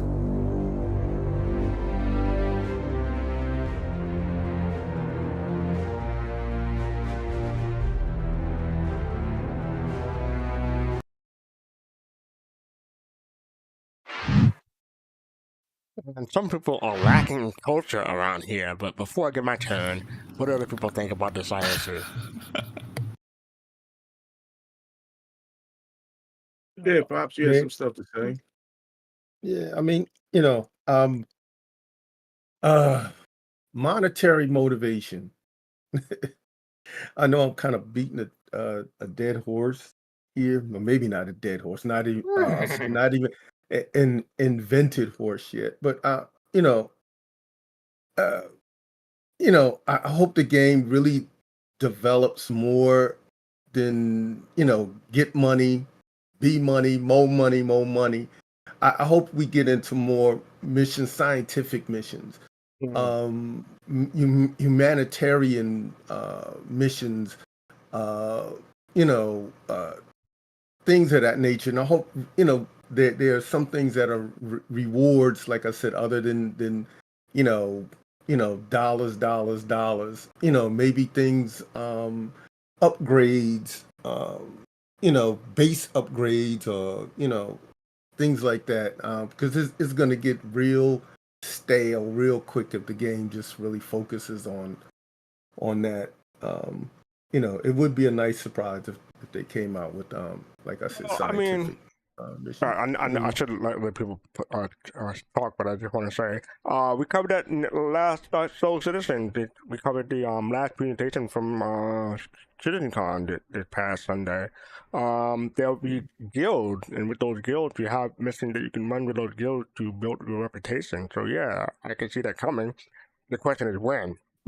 Yeah, it's when I don't know. My motivation is to go in a game and get a bunch of credits and just stare at my bank account for some strange reason. I don't I've got 24 million. To me that's meaningless. But to some it's not, and to each his own. I'm not knocking people for doing it. People do it. Like I've always said, my hat is off to Evocati, because they do just to really help out, and so. But for me, I'm looking more for other things to do besides that. Level of unposted in this chat and in this Discord. I can't believe it. Anyway, who else wants to go? I mean, I'll jump in. My thing is I appreciate them, continuing on the gameplay and the mission quest. I think I would like to see more and I know we talked about this before, Griff mentioned it, and about, with the investigation missions where, like LA Noire, if you ever played it, it has a good depth to it where you have to think about what you're doing and choosing, interrogating people, having choices as far as when you interrogate those folks, whether or not if you could solve a case, something like that that has depth. Maybe, as me as a miner, I'm out, cracking a rock, and boom, an artifact jumps out and that pops open a mission. Something spontaneous that's just not necessarily just a linear or conventional mission that we've always that we're used to.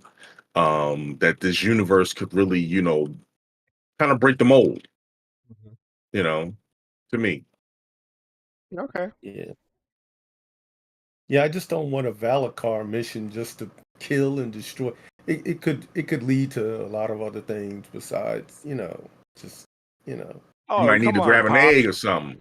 Yeah. Come on, Pops. Every MMO have that 10 kill small Valakar missions, like 10 kill rat. Yeah. Every MMO have those for the starting Yeah. mission. Yeah. I mean, I'm not knocking them all the way down. I just want them to come up with Something things more original. outside the box that Okay. lead to layers of onions. How about that? Yeah, I'm gonna jump in here, fastcart.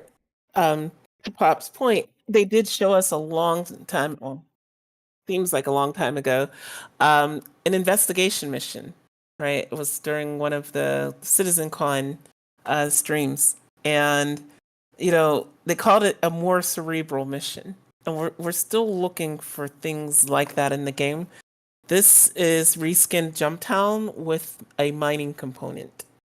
And, it's interesting, but it doesn't excite me because it's like, okay, yeah, it's another, PvP with a PvE component type mission. But there's nothing to me innovative about this. To me, Star Citizen was always about innovation, right? Thinking outside the box about what they could offer gaming, how they could change gaming, how we could have something beyond what every other MMO has. And I don't see it yet. I'm still waiting for that. One thing I would like science ships. Hold on, Pop, then Kuchanagi, then Kalrati.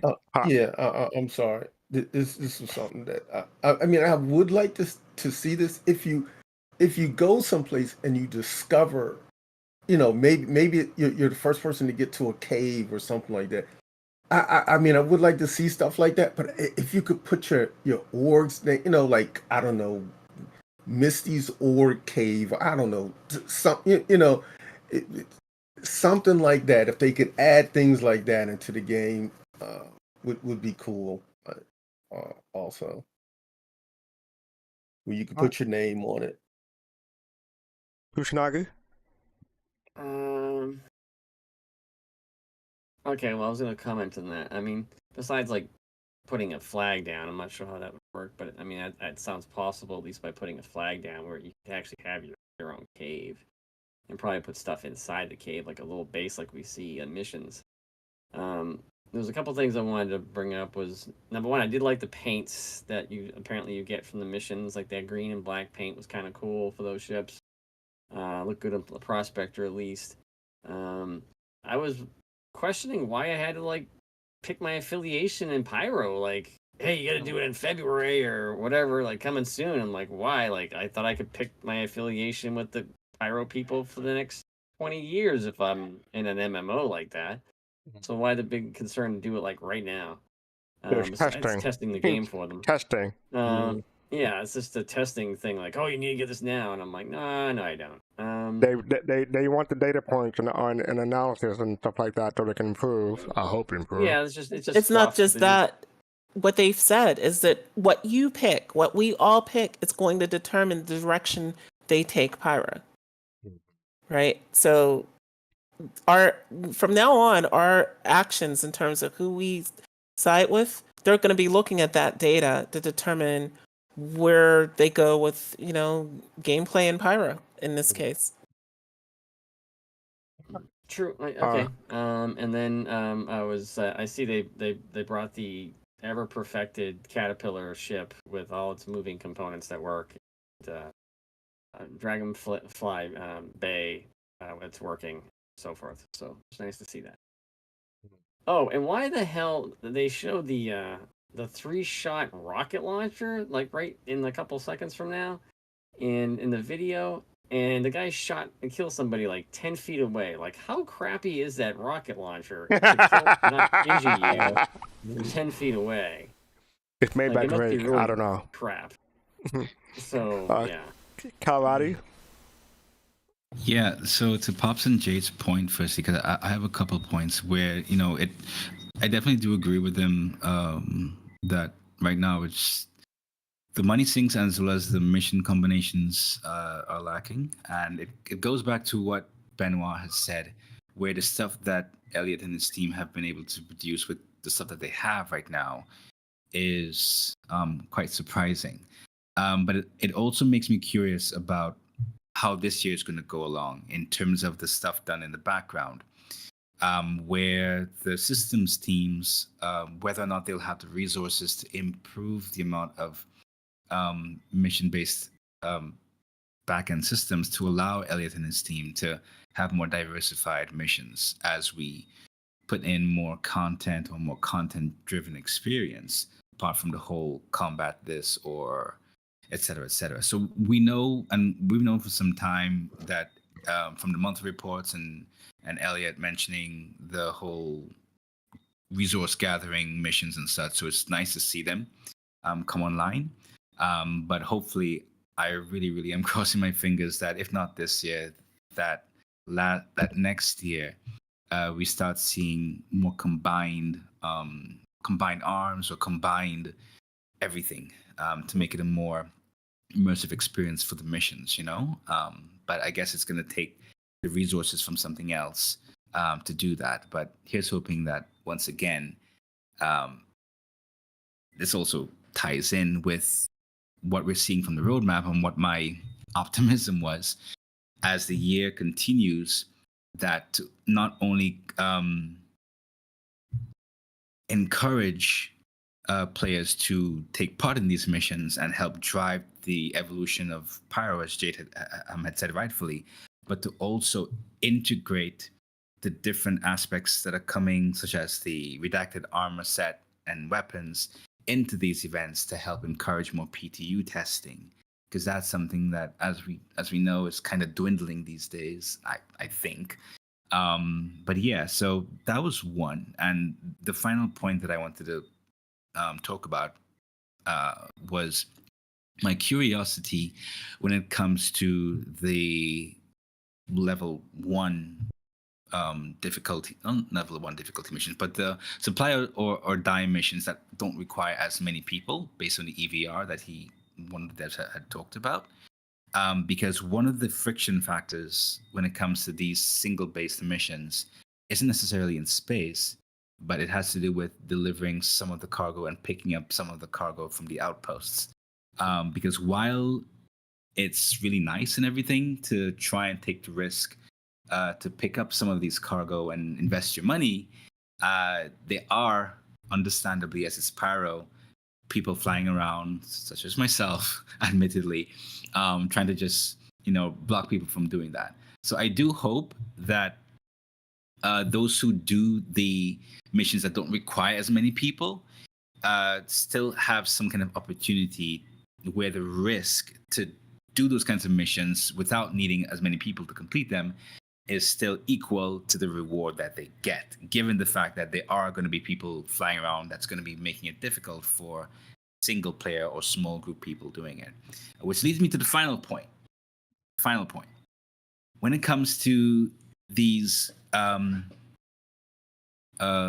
missions, these supply missions, I don't think we're at a point where we can easily distinguish the difference or the level of ease or capability or lack thereof between someone or a group of people doing an easy mission when they're using a Polaris versus doing that same mission as a group when they're using a Cutlass. And that's understandable because I guess things like operation costs and those things to make these ships less attractive to do these simpler missions, they aren't there. But again, it's one of those things that I think we're gonna just have to wait until it becomes more prioritized. And yeah, so I'm looking forward to the missions, definitely. But it's just, I'm gonna test it and see how it goes. Okay, let us know. Get back to us. Will do. Thank you. So what you're saying, Kalrati, is the ship behind you isn't like your ship. It's a reminder of all the people you kill every night you're in Star Citizen. Yeah, exactly. It's a reminder that every time my own ship bugs out and I decide, you know what, I'm not gonna play nights. I'm just gonna fly around in a fighter Every and make everyone's 9-year-old's lives worst nightmare miserable. is finding Kalrati in the game and retiree who's just turned 70 looking for a fun time. Exactly. Anyway. All right, Togi. All right, so now that I figured out that my mic was not on, I've been saying stuff this whole time. Wow. Like damn, what is he doing? I noticed you were quiet. That's why I sent you the DM. I was like, man, none of these jokes are landing over here. All right, so I mean, I've got lots to say about this, but we ain't got time for that anymore. I feel. No. So I'm gonna. No, this is gonna be good. All right, like number one, like them defending the air quotes, the biggest air quotes in the world story that this mission had at the beginning was cringe. Like, this wasn't a story. This was one step past a idea. Like, somebody was just like, whoa, man, it would be really cool, man, if the slicers were frontier fighters, man. And then they took it no further. Like, literally no further. Right. People making moral decisions? No, they didn't. They made a decision on what skin they wanted. Like, give me a break. Like, seriously, CIG needs a reality check. I'm like, this whole thing just irked me. Right? And then, like, why does Pyro keep having all of these rare resources when it's supposed to be a dead system with nothing in it? Because they retconned it. It's not a dead system. It's not a dead system anymore.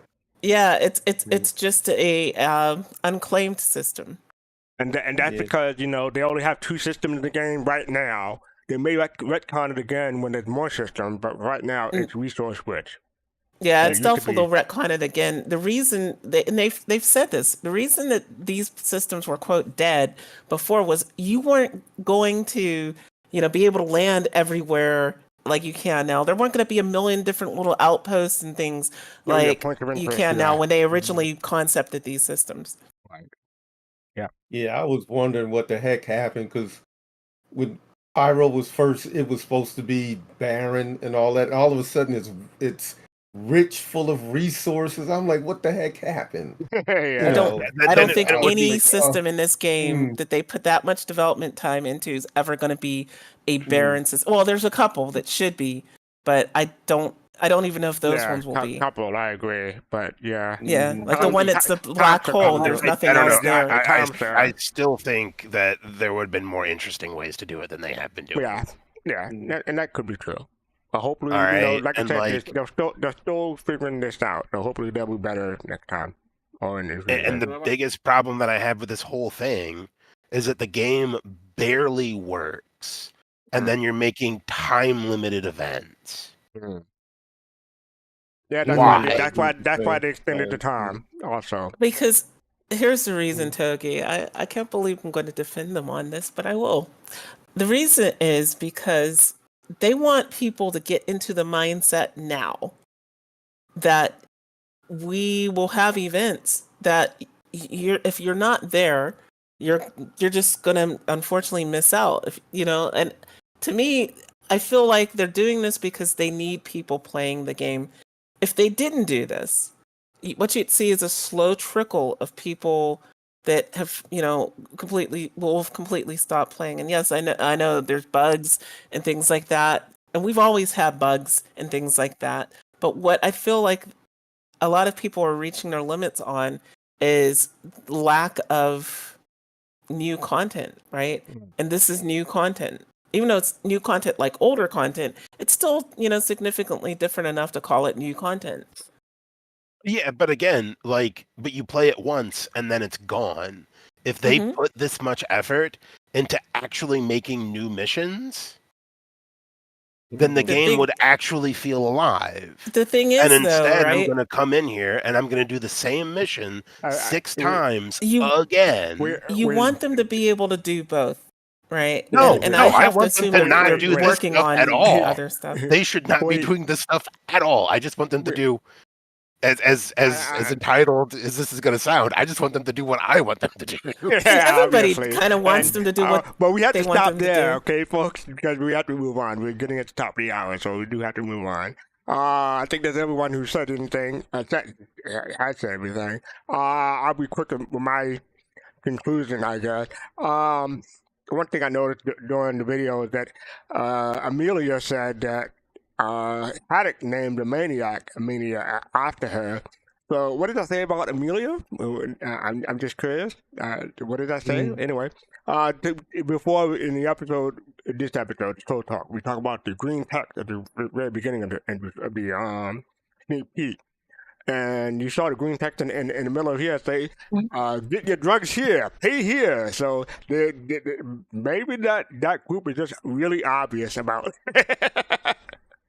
it makes no sense. It literally makes no sense. What it is, it's a dumbing down of the game for people who don't either want to actually look to see what things are and need it spray painted in neon green in front of them, or just for people who aren't really Star Citizens and are coming from other games where, like, Well, maybe it's just that for the kind of people. thing makes sense. Maybe gotta it's for the paint all people of your in ladder game. yellow.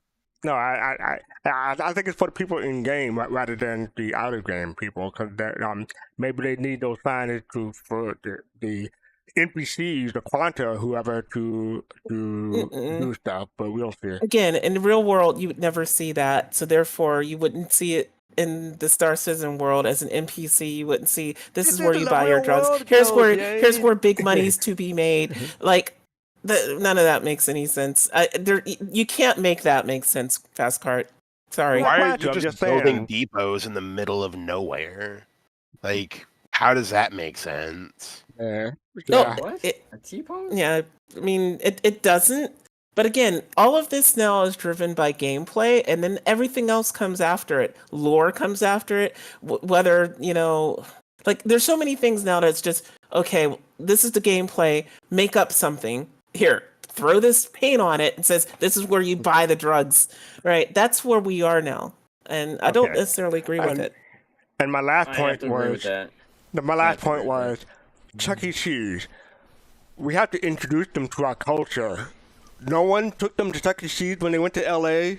Come on now. No one took them to Chuck E. Cheese. I've never been to a Chuck E. Cheese. You never been to Chuck E. Cheese? I mean, haven't been we to a can Chuck E. chat. Cheese in 20 years, Kalrati. We You never had been to Chuck E. Cheese?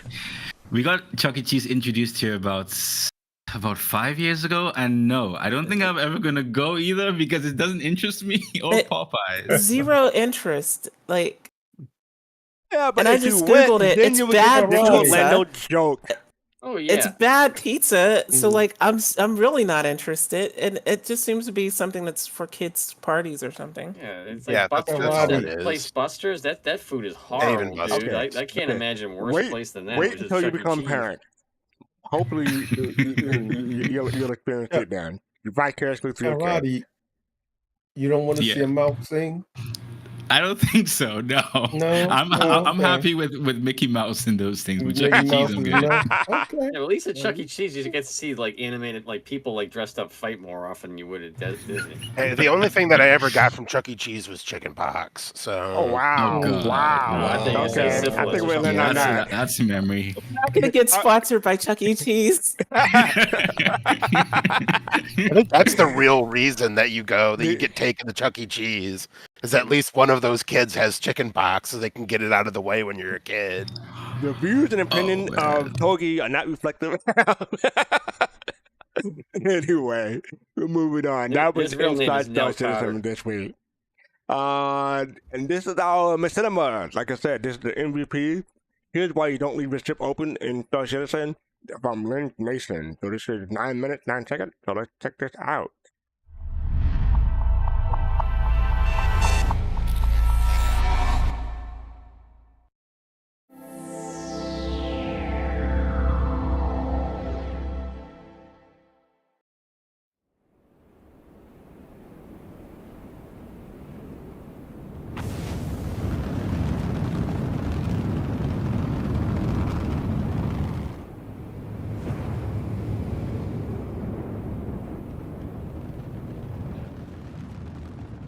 What a dump! Who would work here? Life gets you round. So how long has this guy been stuck on this outpost? Don't know. Months. The brief wasn't clear. He was stationed here alone. Then the big storm came. Comms went down. No one could even do a supply run. And well, we are the first contact since then. Well, I hope he rationed his supplies. I wonder what we'll find there. Wonder if he's even alive at this stage. Stuck out here in the middle of nowhere all alone? It's madness. It's just madness, man.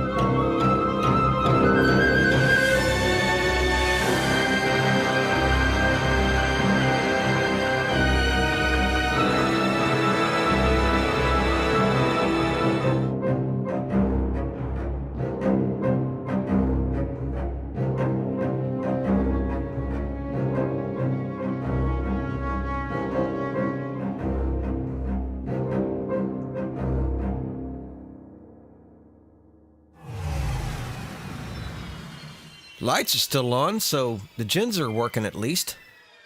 I'm going to open the airlock, grab the food supplies and join me. Roger.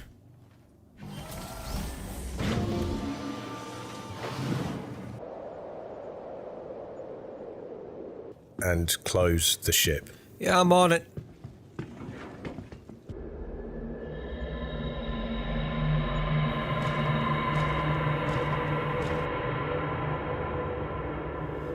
Frozen burritos, double hot dogs. Sure, buddy. Hope your coffee machine works. Got the airlock. I'm going in. Yep, coming. I'm just gonna grab some of this stuff. Hey, I bet he's gonna think you're a ghost. You in yet? You there? Hey, you good? You there? Respond. What is going on? Damn it!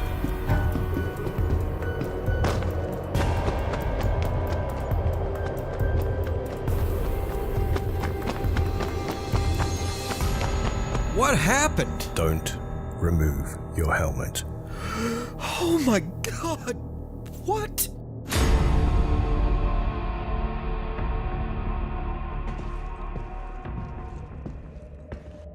Hello? Anybody there? Be careful. Watch your feet. This is... Oh man.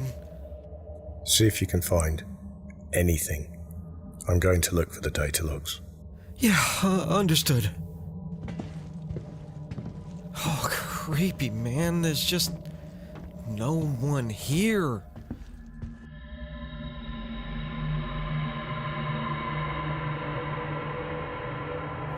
All this blood.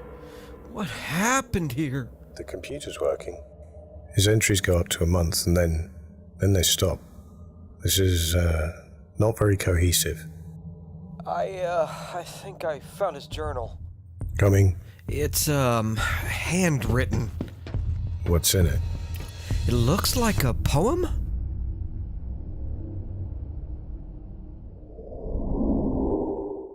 A grey sea of rocks, somewhere in space. I'm a man alone in this desolate place.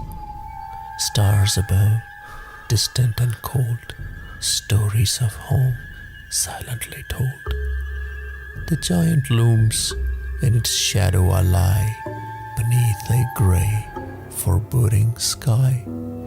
The silence, a torment, my only grace, till I hear sounds in the void's embrace. A haunting tap, through darkness it flew, a null presence as stars withdrew. The void speaks in tongues unknown. In the darkness, am I alone? It's been with me and without, days, weeks, months. I have doubt. My mind unravels thread by thread as I converse with the imagined dead. Isolation breeds. I am horror's birth, with tortured thoughts of endless worth. In insanity's grip, with death I talk. Am I me? Am I not? Madness now, my only friend. In this void, my mind descends. In my hands, the blade feels right, gleaming in the coldest light. Whispers guide my trembling hand to sever ties from the living's land. Grey sea of rocks, nevermore. My torment ends in blood and gore.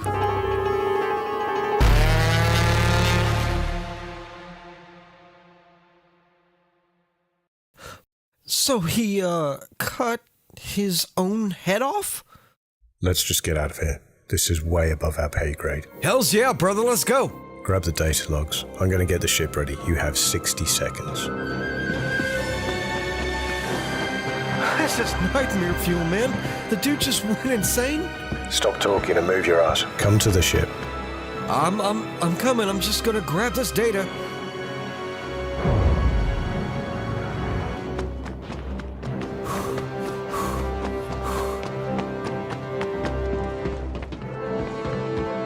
What the hell? Strap in. I'm taking off. Okay.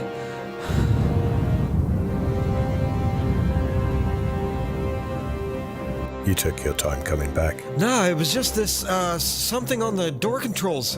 This paint. Red stuff. It got on my hands. It looks like blood. You left the ship open. What? No, I ran for the ship. Oh, God. Hey, what's going on? What's wrong with your comms? You there?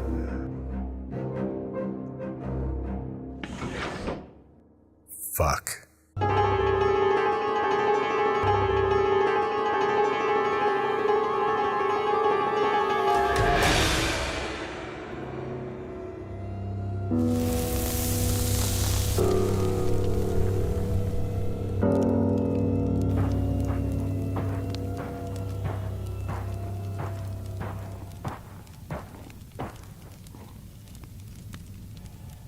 Here I am. Here I remain.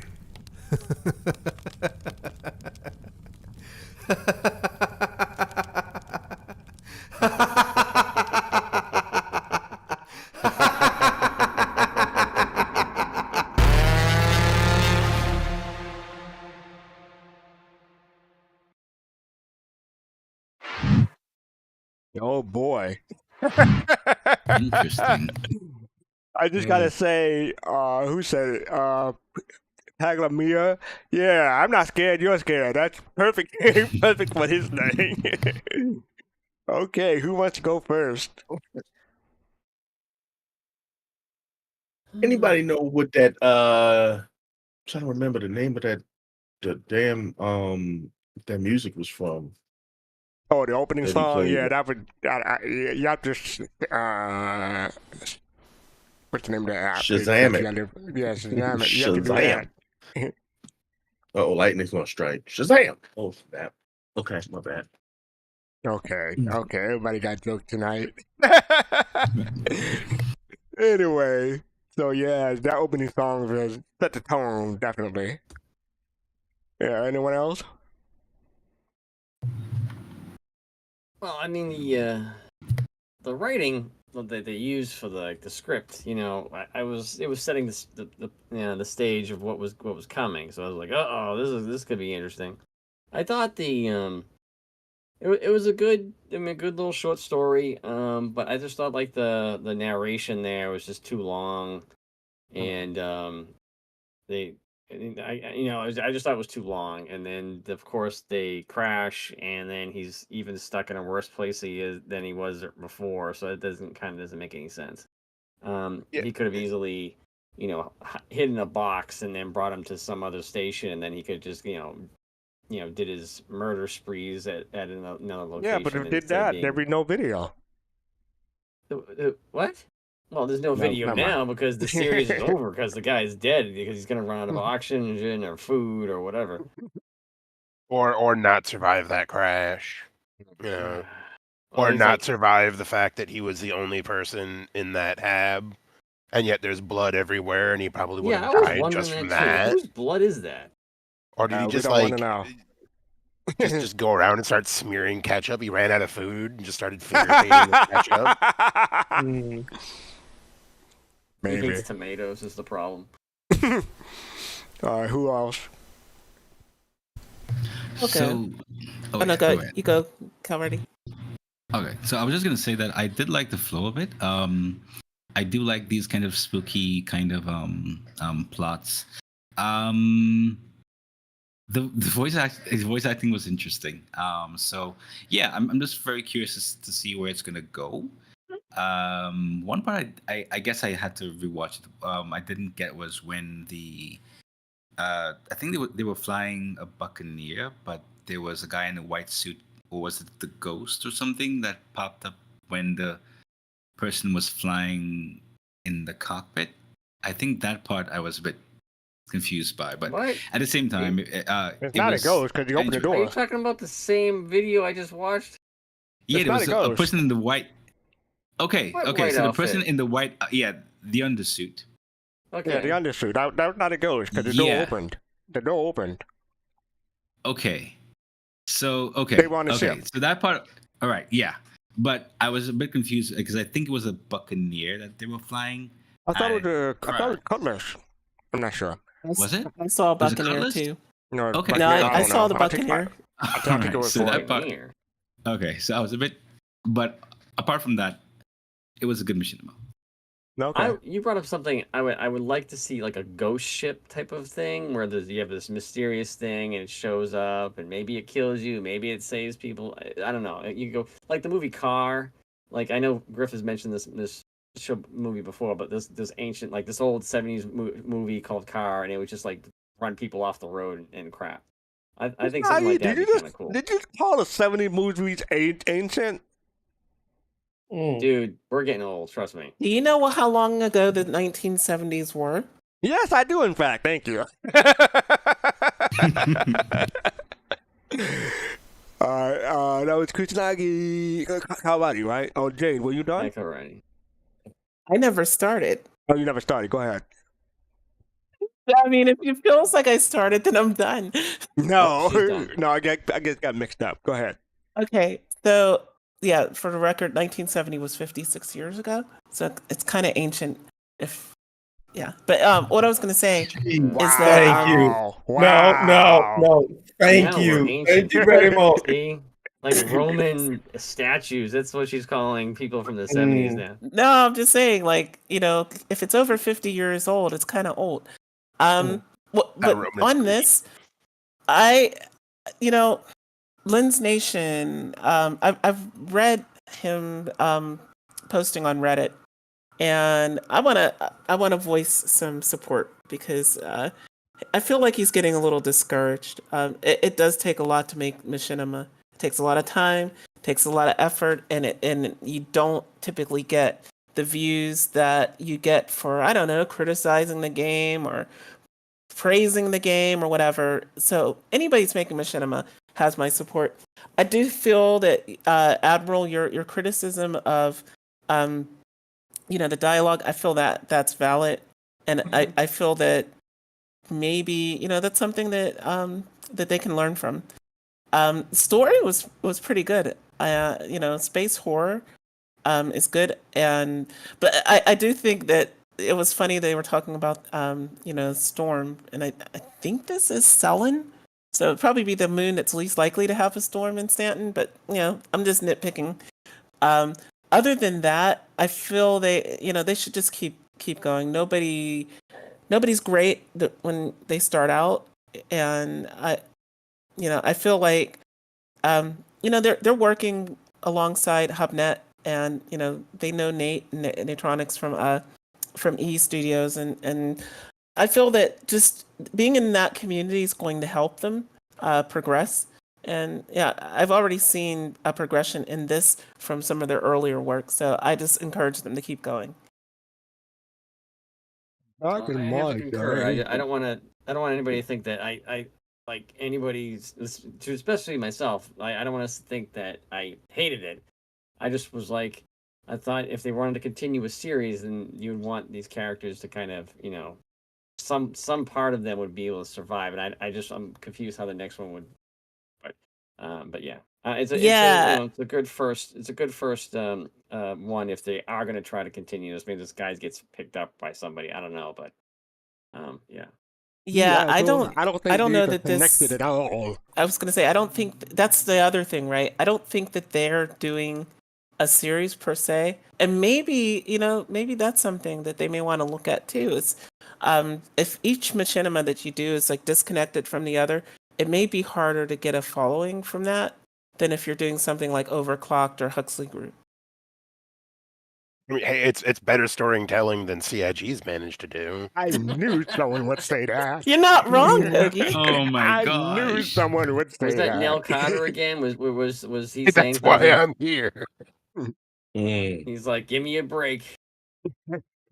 Anyway, my turn. I had to make this Oh. quick because I'm so old. Go ahead, Pops. Okay. Okay, Well, why? I'm Wait a older- minute. Hold on. Why I'm is older Fast than Car's you, voice? so- Because You he's sound like we his old breathing's men. labored. We old men. Did y'all hear that? Yeah. But Okay, I go just ahead, wanted I'm to sorry. say this. But you know, it is machinima making, whatever whatever you call it. It is very hard unless if you haven't gotten into it. It telling a story, keeping people interested in it is very difficult. You've got pace. You've got a bunch of ideas in your mind, and sometimes they don't come across as you hope that they do. But you do. You put a lot of work into scenes and things. So it is very difficult. And then whether or not people accept it is, it's just like any artist that puts anything out there can understand what I'm saying, because there's that big fear of man, I'm putting myself out there. So people that do these things, my hat is off to them. Keep working, keep learning. That's the main thing that we've tried to do, and the things that we've done. Keep learning, keep trying to improve, have fun at it, and that's really the main thing. And I enjoy this. Maybe this would have come a little better if it was at Halloween time, but Yeah, I think that's when they got the idea on Halloween, but it took them this long to put it out. Probably, yeah. Like they said, they spun off from LensNation got second place in the Halloween contest, and this is just an expansion of that. And I wanted to do my old man voice until the end of the show, but I'm gonna spare y'all. I'm gonna spare y'all. If I were LensNation, I would have held this up until the next Halloween, until this Halloween, right? Yeah, that's a good idea. But Fastcart, you want to use your old man voice, but how's that different from your real voice? Shots fired. Okay, appreciate that, Admiral. Yeah, Joseph Palm said in chat, they're booking with LensNation and think that, and they believe that they mentioned it took 60 plus hours of work. I can see that with all the hand punching and all the blood and all the other stuff they had to do to put into it, make it look like in the game that it's not. So yeah, actually, it took taking some work. Plus, they had to do that poem might have taken 30 hours by themselves. That was an impressive poem. I don't know. I couldn't put something like that together. That was long. You can ask Chat GPT. Well, yeah, Really? yeah, Well, but makes that's sense. probably I'm why saying it that took it them so long. was, but I mean, you don't like you have tools today that can help you write poetry. Yeah, but it's not the same thing. It's not the same way, Jade. It's not the same thing. Anyway, You don't know. You have no idea. No, I'm just you saying. don't know if that was written by. They probably I have had a story an about idea that. of what the poem wanted to be, and that's how Right. it came out. That's all. Right. I'm not saying that. What I'm saying is, you don't have to do everything in your head. Just like you don't have to, do long division on a paper anymore. There are tools that can help you write poetry. Right, but I think the point is she didn't want to. He wanted to do everything by hand. If they did it We that don't way. know. We don't. Oh, you're talking about the guy in the machinima itself? Right. Oh, I see what you mean. Okay, I thought you meant just in general. No. Yeah. Zombie, that what might be a else? good thought about that. That's a good question. I was gonna say that that tap when they were reading the poem, that made me jump. I actually had a jump scare. So congrats, LensNation. Really? That's rare. Yeah, congrats. Also want to say the poem had some real Vincent Price vibes from Thriller, and then you saw the handprint on the door. That was straight up from Aliens, because I saw that recently. That was straight up from Aliens. I like that reference. And then that laugh at the end, that was that was cool all the way. So congrats. I get the references, LensNation. You're making it not a sequel, but something along the same lines. At least that's my impression of it. So I see it, and I give you congrats over it. You know what I was just thinking. You know what a good one would be? The movie Christine. You know, the red car. That'd be a cool video. Like something like that, where you got a pilot and he just blows up or something like that, and it just that'd be cool. Kusanagi, go ahead and work on that, and when you finish, let us know. Kusanagi, you gonna make a machinima? I was just thinking this would be a cool idea, you know. All right. If you haven't seen Christine, if you make a machinima, it better be about ship classification. and it'd be yeah, exactly. I'll have a whole poem about how to remember what is and isn't a capital ship. Make it a haiku. Anyway, I'll work on the poem. It will not be AI driven. That was from LensNation, their MVP for this week. Here's why you don't leave your ship open in Star Citizen. Congratulations on your MVP. So okay, I think that's it for this show. I want to thank everybody for being here. Thank you to Kusanagi, Kalrati, my co-host, Jade, my co-host, Cotton Face, and Togi, and Fifth Face. Appreciate y'all. And thank everybody in chat for hanging in with us. I know we went over time, so sorry about that. But yeah, thank everybody for joining us. You want to become a Soul Citizen, Soulmate, Soul Citizen membership has its privileges. Click the join button below on YouTube. This coming Sunday, our show is called, well, it's the 5th anniversary. The 5th anniversary is what Griffin had down for us. But yeah, we've been doing this for 5 years now, coming up on Sunday. So they said they wouldn't last, but yeah, we're still at it. We have a whole bunch of people coming. Yeah, a whole bunch of people. I'm not going to say names because more than that may come. But yeah, check us out on Sunday, 7 p.m. Eastern, midnight UTC. Hope y'all can be there and expect some surprises because we do have a couple of announcements that we want to make. So stay tuned for that on Sunday. You won't want to miss those announcements. And also, Closed Voices, as always, has been not canceled, ended. But we're still a part of Podcast Saturday. You want to pay attention to that. Start with Captain Table at 4 p.m. Eastern. That's 9 p.m. UTC, and then Relay Station at 9 p.m. Eastern, which will be 2 a.m. UTC. So check those out on Sunday. I also want to give a shout out to Flight to Rhythm on People Radio. It's on Mixcloud. Jade can put that link in again. Hope y'all appreciate the rhythm blues and soul music. So yeah. Yep, and then tomorrow, one of Griffin's friends, Aztec Sun, is going to be on the Friday Mix show. So okay. Be sure to tune in. Thank you for that. You can follow us on social media with Soul Citizen with an S on the end everywhere. You want to buy merchandise, you can. To support us, ultimately support for Patreon, you can do that too. We appreciate the support. We always give it back to the community. And hit like, subscribe, and follow depending on what platform you're on. Hit the notification bell so you know when we go live. I'm going to try to find someone we can raid. I should have done it before, but I didn't think about it. My bad. But yes, I'm looking now. Someone to raid. And just a reminder to swing by Discord at Soul Citizens, where all the fun's at after the shows. So yeah, Soul Citizens After Dark.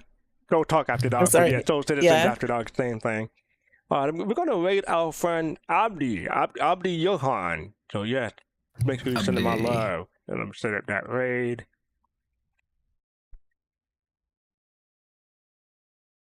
I can spell it correctly. Nothing but problems here. Oh yeah. Kevstar just said 24-hour Crux Cup this weekend. Oh yeah, thank you for that.